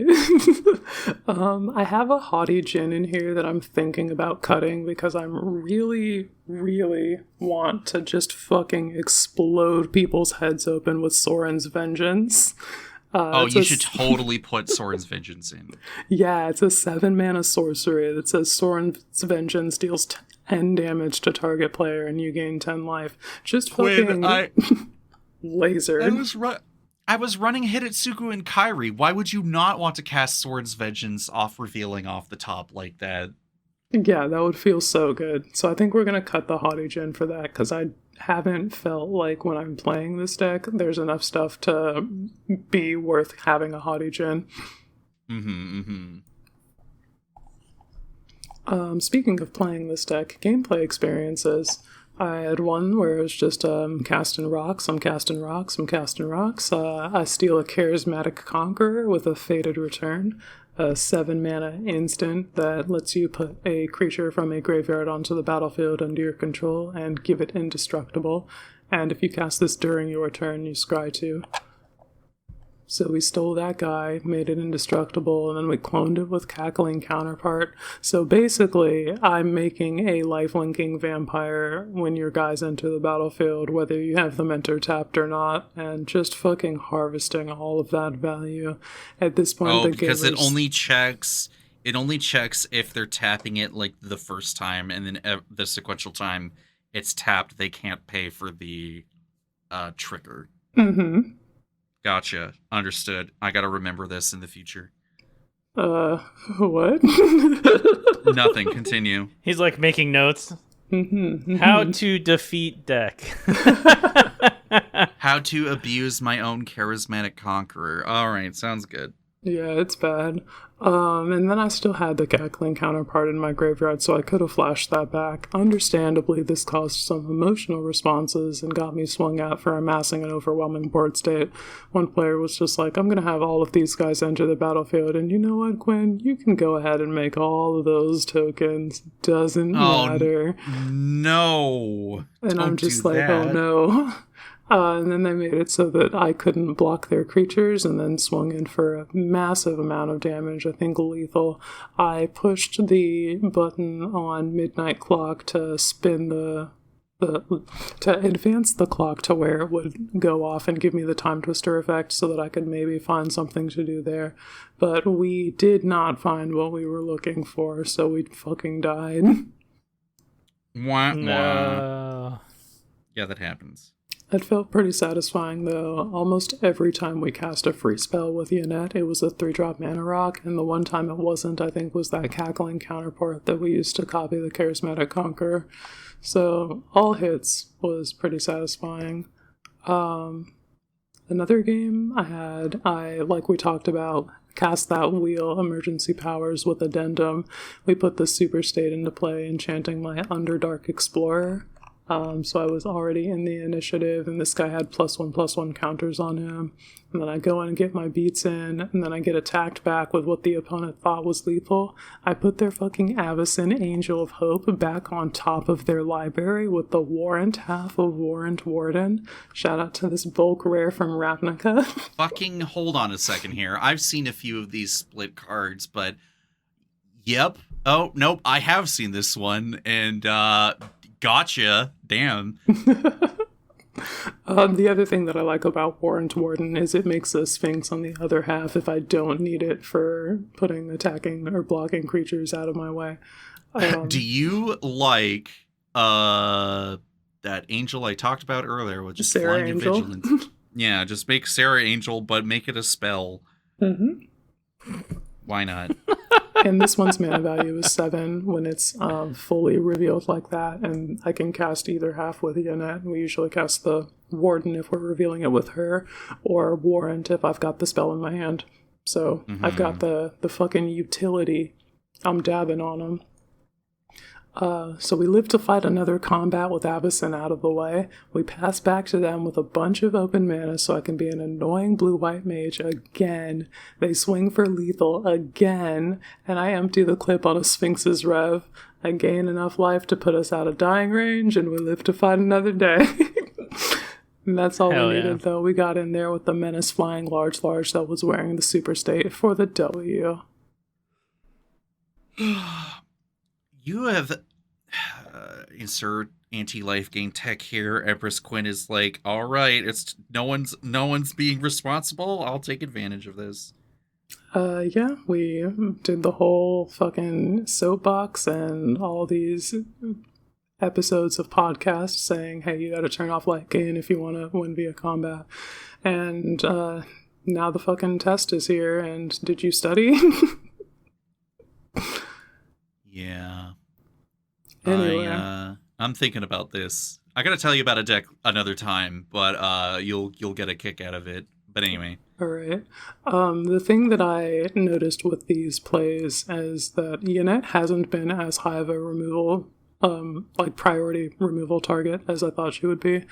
It's entirely possible that people can just see that the average card quality in my deck is just extremely medium, and she's not worth removing because I'm casting fucking cackling counterparts and 3-drop mana rocks. Mm-hmm. Yeah, that'll be their last mistake, because then they're like, what do you mean you're casting Sorin's Vengeance on me? Medusa already set my life total to 10. Well, that's too bad, life. Oh, no. I do have Tasha's hideous laughter in here, so that's the thing that's funny. March from Velis Vale is also in the fuck you I can category. I have a couple of gates in my mana base, so I choose gate, and then each land I control becomes a copy of a creature that I control until end of turn, and then gains haste until end of turn. And it's got flashback, so we can do that a couple of times if we need to. I've got some decent bodies with the Underdark Explorer, or Dusk Mangler, or Enigma Sphinx, and all of that can get in there. I'm also playing fucking Stormwing Entity. I haven't played this card in fucking years, but she's on my desk now, and I love to see her. I keep seeing it, and I'm like, God, it's even worse than mid. It's just such a card, you know? It's literally fine. Yeah, I know, exactly. You're like, oh, I can cast it for 3. That's pretty cool. Scry 2 on ETB. Let's go. Mm-hmm. It's fine. I do like that you snuck a Super State in there. Yeah. Well, it's not really a sneak if they publicly just said it outright of hey, Future Cole, Super State count? Oh, it's that much? Wow, that's crazy. I think it's just one. I don't. Well, you've mentioned it a bunch of times. Yeah, I do mention it, but I think this is the first time that I'm actually fucking playing it. Mm-hmm. I felt like you played it more, but Oh no, it was Gobin. That's the other spot where we were playing it. yeah. See, I know you're on that tech. You want part of the Super Saiyan pie. I fucking know. Yeah, dude. I think a while back I talked about printing out a bunch of super states and buster swords, and this is the like first instance of that actually like paying off. True, both the cards being in the deck. Yeah. Yeah, these are specifically the ones that we printed off at that time, and we're like, all right, now's the time. We're just gonna put these in here. They're gonna be the best cards in my deck, probably. Well, in case of Super State, yeah, it's doing way too much fucking work. Yeah, strong Magic the Gathering card for sure. Yeah, I think you've managed to put something together, like, because you got some really funky, weird choices in this deck. Yep. And then you have your husband, Sir Conrad the Grim. Yeah, we had one of those laying around, and he wins games. And a conditional tutor with, like, Thalia's Lancers, and, you know, like, you're not playing combo. Bad cards, but these are like nobody's first pick. This is a fucking casual ass deck, and even seeing Super State, like if you are not casting it for free off your net and suddenly being the problem, you are casting it for 7 at some point on your menace flying vigilant creature, and causing some problems that way. Yeah, I think that is going to be satisfying when we get to land that on your net. It felt very good on just the Underdark Explorer. Casting spells for free is pretty powerful, so excited to see what more play this deck has. What do you think of the deck, Brandon? I like it. I think I would have gone a different direction with it, but I do love that you're using like a lot of uncommon synergies. And I saw the Altar of the Pantheon in there, and I just smiled. I don't know why, it just made me smile to see someone play it. I'm all for like lesser known or lesser used cards most of the time. I mean, a lot of my decks use some old tech too, so I like the theme behind it. I think I just would have had a different approach. Yeah, your approach would absolutely be different because you don't have the cards on your desk that I have on my desk. This is true. This is a very... If anyone has been listening, you know, since the concept of cards off your desk has been uttered by Quinn on the cast, yeah, there's a lot of cards on my desk too, and I tend to be like, yeah, maybe I could make a deck out of this, and then we'll see if we want to add it or tune anything. Like, it's... I mean, it's not really a restriction when you have like 300 cards on your on your desk, and you're like, okay, it's time to make a 100 card deck out of this, and everyone's like, freak behavior. How can you do that? I'm like, check this out. And then you make a deck in an afternoon, and then you're like, I'm an enfranchised Magic the Gathering player with an extensive collection. Of course, I can do this with cards on my desk. Like, also, hello, do you doubt me? Come on, let's go. So, yeah. Everyone's restrictions are different depending on the types of restrictions that they impose on themselves. But maybe this is the point where we... Wait a minute. Get on that soapbox? Maybe. I don't know. Quinn, what do you think? Do you think we can finally give him the mic? Let's fucking get on that soapbox. All right, hit the music.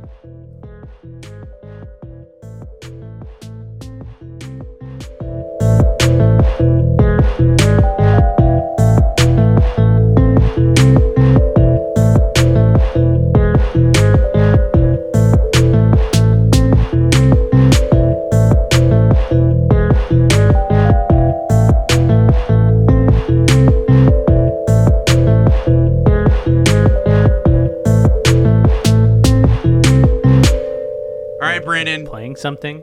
Yeah, there will it post editing. Don't worry. Do I have to get my guitar? What do I gotta do? No, you just go on the mic, go on the stand. Come on, let's go. All right, I guess I'll go on the stand then. Yeah, here's this soapbox. You got something you want to get off your chest? Yeah, listen, I've been playing Magic for at least a couple of weeks, and you know, many Magic the Gathering players ask the question, why is Brandon such a gremlin in Commander? Many of us are asking, and inquiring minds would love to fucking know. All right, so just for like a little point of reference here, I'm not gonna lie to you. I love the dark side of Magic, being a gremlin, but Yeah. I mean, Yeah, like you're really, casting mind truly, twisting your just friends. taking something that shouldn't be a problem and making it into a problem. For whatever reason, I love doing that in Magic, and I love being the bad guy. I love that the whole table has to turn against me for me not to go absolutely batshit. And I'm not using overly powerful cards most of the time, unless it's like Zur or Jalera, right? We'll give a pass for them. But like even like the other stuff that I make, it's just I throw a bunch of problems on the table that people hate. Fucking Ether Flash. Why are you like this? Yes. Stop this. Yes. So anyways, so to not let that overflow and just like be a gremlin 100% of the time, but like exacerbated, I just become like a minor gremlin, and to do that, I gotta suppress it somehow. So what I do is I make my decks overly complicated, and I use gimmicks that are just flat out ridiculous, like the whole Pip deck thing. I still love the fact that I was able to pull that off, because on paper it looks fucking awful. Bro built a devotion to list, Wooburg deck, and you're like, devotion to Wooburg? What does that mean? And I'm telling you, it works. Yeah. It does, surprisingly. It took a long time to put together. Obviously, there's only so many 5-color cards that you can use, but how to make them work together in that fashion took a lot of time to just sit there and go, how can I do this as efficiently as possible, and how can I make this so it's not like, dead on arrival or anything, right? So, I mean, I just try and take these decks and I try to, like, turning Myojins into machine guns. I think I've only successfully done that once in the history that I've played that deck. But holy shit, did it feel good, and did it look amazing to do. It is a pretty impressive feat to line that up. Yeah. I mean, you got to put together Exodia, then you got to throw someone's like grandpa over a boat. Like you got to really well, no, hold on. Wait a second. Some of that's out of sequence, but I feel you're a little confused, but he's got the spirit.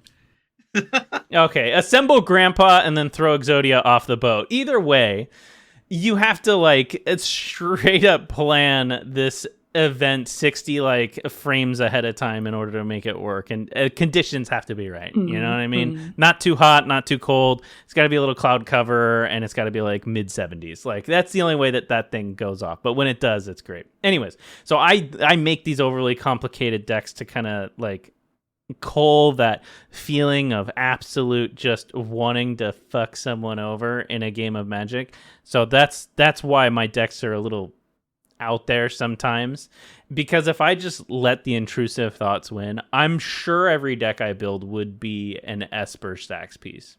Yeah. Is that just what naturally calls to you? Absolutely. I'm an Esper mage through and through. Like I can't not think of wanting to make an Esper deck that just like when someone plays a card that I haven't seen, I'm like, oh, it'd be sick in an Esper deck with that. And then like that's where my brain goes, right? The 5 colors a transition to unlock my, full potential of letting my brain run wild. So I am a 5-color fan through and through. Obviously, I got like 25 color decks. And I love all of them. All of them are like purpose built. But before I get too much into that, I think you need to know a little bit more about like how I build my commander decks, and just some things to like think about, like how maybe you build your commander deck in the future. When I first started playing in 2014, my commander got killed all the time. I think my very first deck was a Daxos deck, and I just started playing with these guys, Matt, Nick, the other Nick, and I think Jonathan was there at that time too.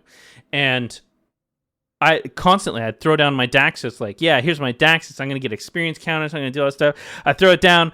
Oh, we're going to kill it. And I'm just like, okay, well, now it costs like $36, dollars to play. And I don't have that kind of mana. Like, and like the whole deck is centered around this creature. And, the Daxos Precon was okay. It didn't have much like in terms of protection for Daxos, so it was like very frustrating, especially when you're getting into it and like the precon is just, it doesn't have enough to really protect the commander if the whole thing's centered around the fucking commander. So anyways, made me very salty. I was super frustrated, and when you're building new decks or when you're tweaking them, you have to commit a certain level of cards to protect your commander at that point, right? So, like, now you're eating up card slots in your 100 to make sure that your commander doesn't die or, can be around long enough to use the abilities that you're leveraging. And I realized, fuck that. Like, after watching people like try and just absolutely protect their commander to no end, I was like, no way. And then like, or they're ramping into Oblivion so that they can cast it. And shout out to Plorg. Saw him last night. Missed you, buddy. He cast a what was it? A Vivictus for 16 mana. Vivictus and it was just hard cash. He used the lands on his table. That's how long the game went. I think it's like at least 20 turns in or something. Vivictus is a card that can hard enforce long games. It was wild, and I was just like, my mind was blown. I think he lost that game, but I mean, watching someone pay 16 mana in cold hard cash on the table is just, it blew my mind. I was just like, oh my god, I've never seen this before. So anyways, I have definitely. I decided I didn't need my commander anymore. It's just like, what was the point? I was like, he's there. It's like a set piece, like, that fancy vase that you bought in like, I don't know, some province out of nowhere, and you keep it on a pedestal and you never use it for what it was made for. It's just there to fucking look good. And then, yeah, sure, at Christmas, I'll put a reed in it or two and just like put some sparklers on it. You know what I mean? But like, it just sits there. And so that was my mindset. That was the turning point for how I played Commander. And I don't know if you've ever watched any of my gameplay, hopefully you come around and hang out with us on stream, but like, I hardly cast my commander, like, ever. I think the only deck that I cast my commander in frequently... Tiamat. Sisay. Oh. Yeah, Sisay's, I think, the most commander reliant. Other than that, I can play every one of my decks without my commander. Oh, wait, I take that back. Pantlaza, but that's not 5-color. Oh, yeah, that's true. Either way, I build all my decks to not worry about having my commander. They're all self-sustained. I can go the whole entire time without casting it once, and it still does what it's supposed to do. And in process, it changed and rewired the whole way I built commander decks. So... I mean, I stopped building around my commander. I started making my decks more to operate in terms of like still achieving the goal that was in alignment with what the commander did, but didn't rely on the commander to do it. So like outside of lands and like just general ramping, I'd set a new rule for myself, which is every card in the deck has to have at least 3 interactions with other cards in the deck. Fully fucking synergy build. Right. Yeah. So that I can pivot at any point in time to use that card 3 different ways and then change my win condition. And when I did that, I have 3 win conditions in every deck that I have. For instance, let's take my Horde of Notions deck. I got Beat Face, Mill, and Fling. Those are my win conditions. And I have milled people out with that deck. I've been on the receiving end of the mill for sure. Yeah, and I can't tell you how many times I killed Venga by hitting him in the face with a Fling. That was comical every time. Because he's like, I'm going to kill you now. And then I fling a 30-30 at him. It just like, end of game. It was great. Either way, like all my decks have these like crazy conditions for the cards that I put in them now because they have to be able to be sustainable without the commander's involvement. So like now everything that doesn't have 3 or more, it's like on the cut list. And if it's only got 1, it's absolutely never making it. And the gimmicks now have to fall within that, which means like I'm now thinking about moving laterally with the cards that I have to make sure that I'm not going to pigeonhole myself without the commander as a utility, and just make it so that my deck can fully operate to do the shenanigans it needs to do to actually win. And with that, I mean, I can't tell you how much I scream for more mana, but I always need more mana in these decks. And it's because when you start going down that path, oh my god, your brain has like, what is that movie, Lucy, where she like starts like, yeah, I know which one you're talking about. Like turns into a fucking computer and shit, like, right? And you get that galaxy brain going, and like all of a sudden you're like in 6 different hemispheres, and you're like, oh my god, I didn't realize I could do this. And I think it has made me a better commander deck builder to do this, because I stopped looking at the cards that specifically did one thing that fit with another card. I started looking at the cards that would interact with more cards to give me more options. For instance, one of my favorite cards that I love to use is Pariah, and a lot of people used it on their own creatures for the longest time, and it occurred to me at some point, I can't even remember when, it occurred to me at some point that you could just put it on other people's creatures. This is true, yeah. And it became a defensive card, not on my shit, but on other people's. If there's a problematic commander, annoying to have a bomb mythic commander and have Brandon be like, I'm just gonna put Pariah on that, and I'm like, fuck, dude, I'm supposed to be beating your ass, and now if I do that, I kill my guy. Yeah, not great. Not a good feeling. And the whole table's like, oh, I'll just hit you to kill her commander anyways. I'm like, great, fucking do it. Like, I don't want I'm all that for at it. Like, all. and then other people start protecting shit. Like, it's great. So you start looking at the cards and the games differently once you start taking a step back and pivoting on like the cards that you're going to use and how they actually function in your deck. And instead of having something that only interacts with one other card, like your commander, you start realizing that there's other cards. Yeah, the drawback is 1 extra mana, sure. But it now plays with 3 other cards, and you can pivot and you can do things that you couldn't do before because you start opening up those horizons.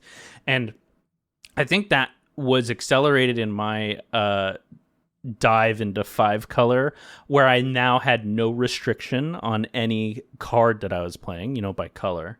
And then now I'm like, okay, I don't have a synergy here, but I do, like, let's say in a blue card, but I do in a red card, and I do in a black card. So it's like, great, now I can start synergizing across, state lines and, actually building a nation that is like gonna attack another nation, just like when the Fire Nation attacked. I'm ready to go. I'm gonna steamroll through this, and regardless of what people destroy or take off my side of the table, I'm still going full steam ahead because I have other interactions that can play off some of the other pieces that are still on the table, right? So like when I put a threat down, I still have interaction beyond that with the other cards that I have. So that really changed how I played Commander and how I built decks. And a lot of it is just, honestly, I just do some bullshit just to do some bullshit because it's fun.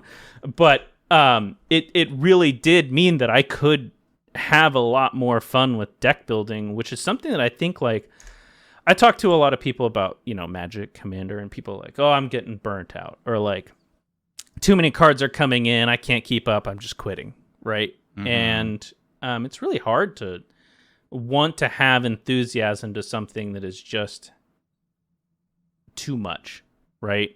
And I think it helped me curve a part of that because I stopped looking or caring about the next set with the next cards and started looking at some of the older stuff that I had and realizing that there was more playability in what I already had by just taking the time to really methodically think about how I wanted to see it played in my deck. Mm-hmm. And I think that gave me a whole, like, obviously, I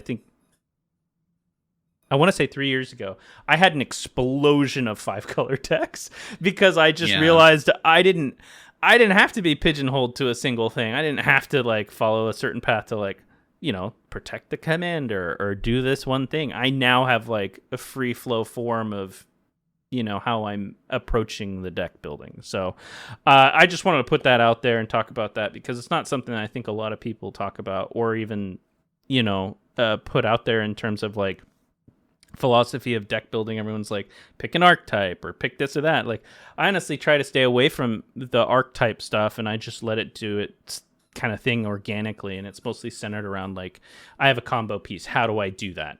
Right. And then I build the deck kind of around that combo piece and how many things can interact with that combo piece so that I can trigger that combo piece like 16 different ways and 13 different times with different cards so that like I'm no longer bound by, okay, someone exiled this card, I'm dead in the water, right? And I think a lot of people already have that to a point, but when you start doing it with like every card in your deck, it changes everything.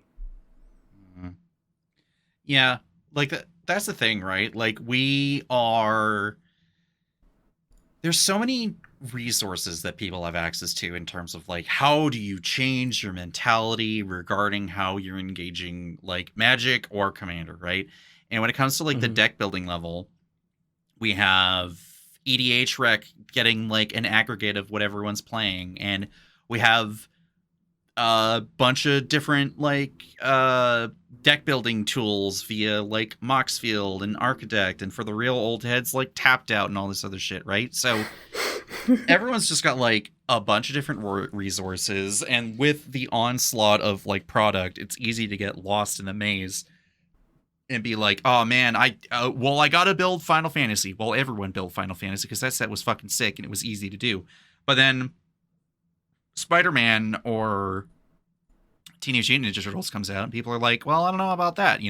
People can have breaks like in between all this stuff. And really, yeah, like you said, like going back and looking at what you had, or even just going back and looking what's already existed for like, like a decade. Like, yeah, okay, you're still playing Xur. You and Benoit are still running Xur because you sickos just can't help but getting those 3-mana enchantments out and being like, man, I gotta do it. I gotta get it out. I gotta tutor for the thing and pay 0 on the attack. It's great.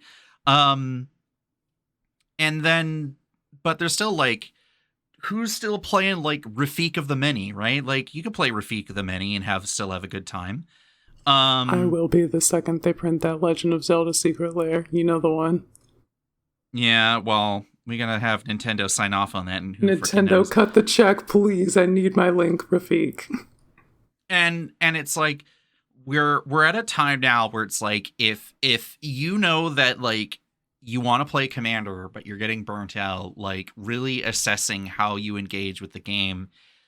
And either you be a complete fucko gremlin like Brandon, or you play Stoneblade like Quinn, or you be like me. And what did Light say? Was it Light, I think, or Medusa that was talking about assigning us like roles? Oh yeah, your role's the veteran.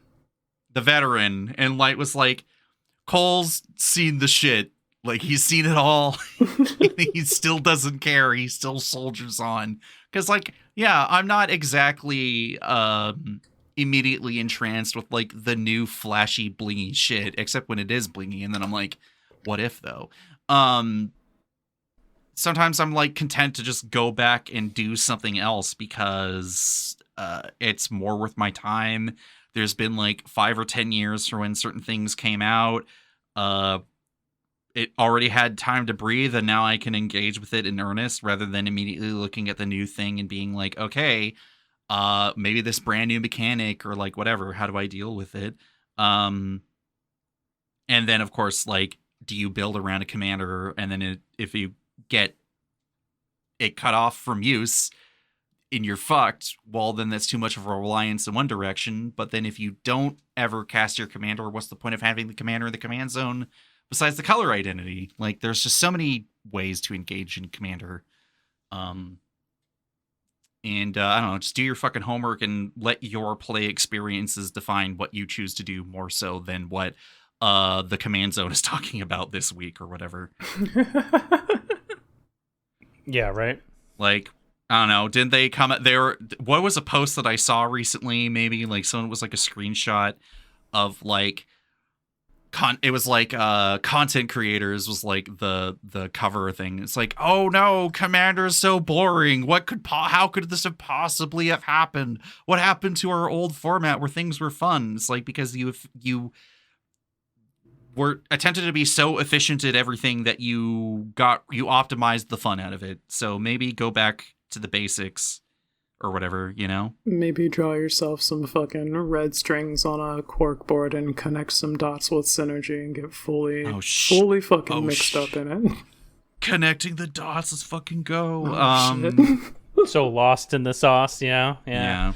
But I just want to thank you for letting me get up on my soapbox. And then the last bit of how I, build the decks is just I'll put the stream on and I'll play test it as if I'm player 5. Mm-hmm. And every board wipe, every counter, every whatever that people do, I apply it to, the play test of the deck. And that's been really great for me kind of having the same power level. I'm not going to put a number to it because who knows what that number is, but having the same power level for our play group. And I think that's something that's been really important because sometimes we'll come on, we'll unleash a new deck, and it just rips and tears. And it's like, okay, this is definitely not the deck for this play group, right? Yeah. And then, you make it overly complicated, and it's like, okay, this deck is ass. Like, I couldn't even get to, like, turn 6 and play anything.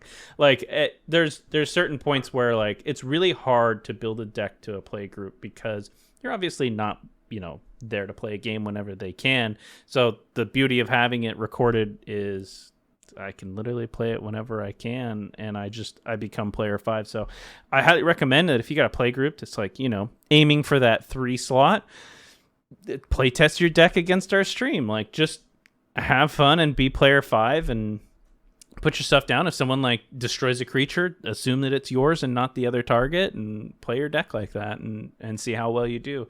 But that's pretty much it. Yeah, and most of my decks are in development for 7 to 8 years most of the time, and it takes me a while to have them come out, but when they do, they are fun.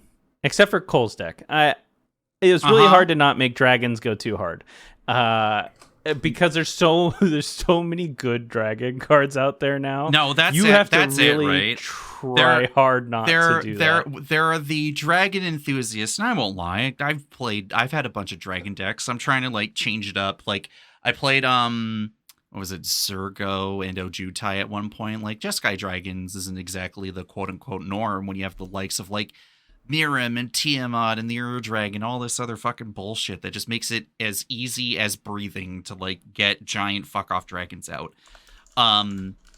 So it's up to you to be like, how do I engage with the typal strategies that are too easy? And hey, guess what? Dinosaurs are now there too. Fuck you, Pantlaza. Man, I love my Dino deck. I have a great time with it. Yeah, that's because casting free spells is fun. Yeah, no matter how many times you board wipe me, I'm right back at it in 1.5 turns. Yeah, that's too easy. We need to go back to basics. We need to have the meteor that took out the dinosaurs to happen again, except to Magic, and make sure that we can all start from scratch. But then someone's Didn't they print that card? I feel like they printed that card. Oh no, it's called Star of Extinction. There you go. See, then what are you worried about? Yeah, let's just kill all the dinosaurs. Sorry, it's 7 mana. Yeah. So, yeah. I mean, hey, synergy, doing your research, modifying your perspective and your deck building, and checking in with the play group. Yeah, I'd say that's all pretty good advice. Why don't you do this more often, Brandon? Jeez. What, talk or just play Magic? Be a reasonable human being. Let's go with that. Because you only see him when he's unleashing the gremlin on stream. Yeah, that's right. You don't get to see the behind the scenes of gremlinism. You're right, and the less I'll tell you this right now. It is a lot of work to be a gremlin and do it successfully. This is true. You see, I know I give off a very paladin-like aura, but even I know that I'm a bit of a fucko. But at the same time, I know that I'd eventually get bored and other people would be upset with me. And you know what? I don't need that. Every paladin has a moment that tests their faith and makes them earn their paladin aura, obviously. Mm-hmm. And uses that fuck-ass Sauron deck. Oh God, yeah. I don't know what you're talking about. I've never done anything wrong with a Sauron that allows me to win the game. I've never once stolen and sacrificed a bomb. Nope, never. And yeah, definitely not doing it again in Teamer.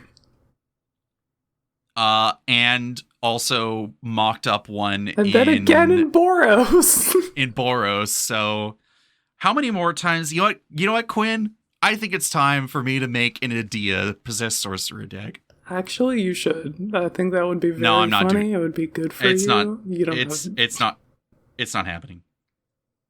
Oh, as we, because I gotta start heading out in a little bit. Yeah, we gotta wrap it up. We know it. I will say this. A lot of people ask me like, oh, well, what tools do you use to build your deck? And I think I don't know if you guys have done it before, but talking about the tools that we use. I downloaded an app. I have an Android phone, so I downloaded an app called Deck Builder, and I set the filter to none, and then I press the search button, and I'm not gonna lie to you, I swipe through every card ever printed every time I build a deck. That's a lot of fucking cards. It is, and it takes a long time to get through. And maybe that's why it takes me a long time to build the deck. But if I'm doing like Esper, I'll just pick the colors, right? Black, blue, white, and then go through all the colors, and then I just look at every card printed, and I save them in a file, and then I put them and dump them all into the commander deck I'm building effectively, and then I build the deck from there. It is insanely time consuming, but I get to explore a lot of cards that I didn't know or didn't see before, and then I also get to see every card, and there's a lot of hidden gems from old sets and stuff like that interact with new stuff, and it's something that I highly recommend if you have the time, because forces you to read a lot of these cards, but that's just one of the tools that I use. Bro is out here making salads, growing the lettuce from scratch. Look at this guy. All right. Brandon, obviously we talked about where we could find you, but how about you plug the thing more than we've ever plugged a thing before in our life? All right, Cole. Get ready. I don't think your girlfriend's going to like this, though. Oh, okay. I'm kidding. Yeah. MTG Lexicon. Go check us out. We got a lot of people. I don't really get on social really at all, other than like Discord maybe, but hop into Discord. You can DM me if you have questions. A really great community. We got a ton of hosts here, and yeah, that's about it. Cool. All right, and Quinn, where can we be found? You find us collectively at HBVC-MTG on Blue Sky, and wherever podcasts are sold. I'm on the internet at Chrotic Energy. Cole's on the internet at the Bloodred Guy. And come check us out on the YouTubes and the podcast merchants. Hell yeah. All right, cool. Let's get on out of here. That's it. We'll see you next time. Later, gamers. All right. Do we turn off the light or like push the chairs in? Like, all right, get out the door. We'll handle it. Okay, fine. I'm going. You did great, sweetie.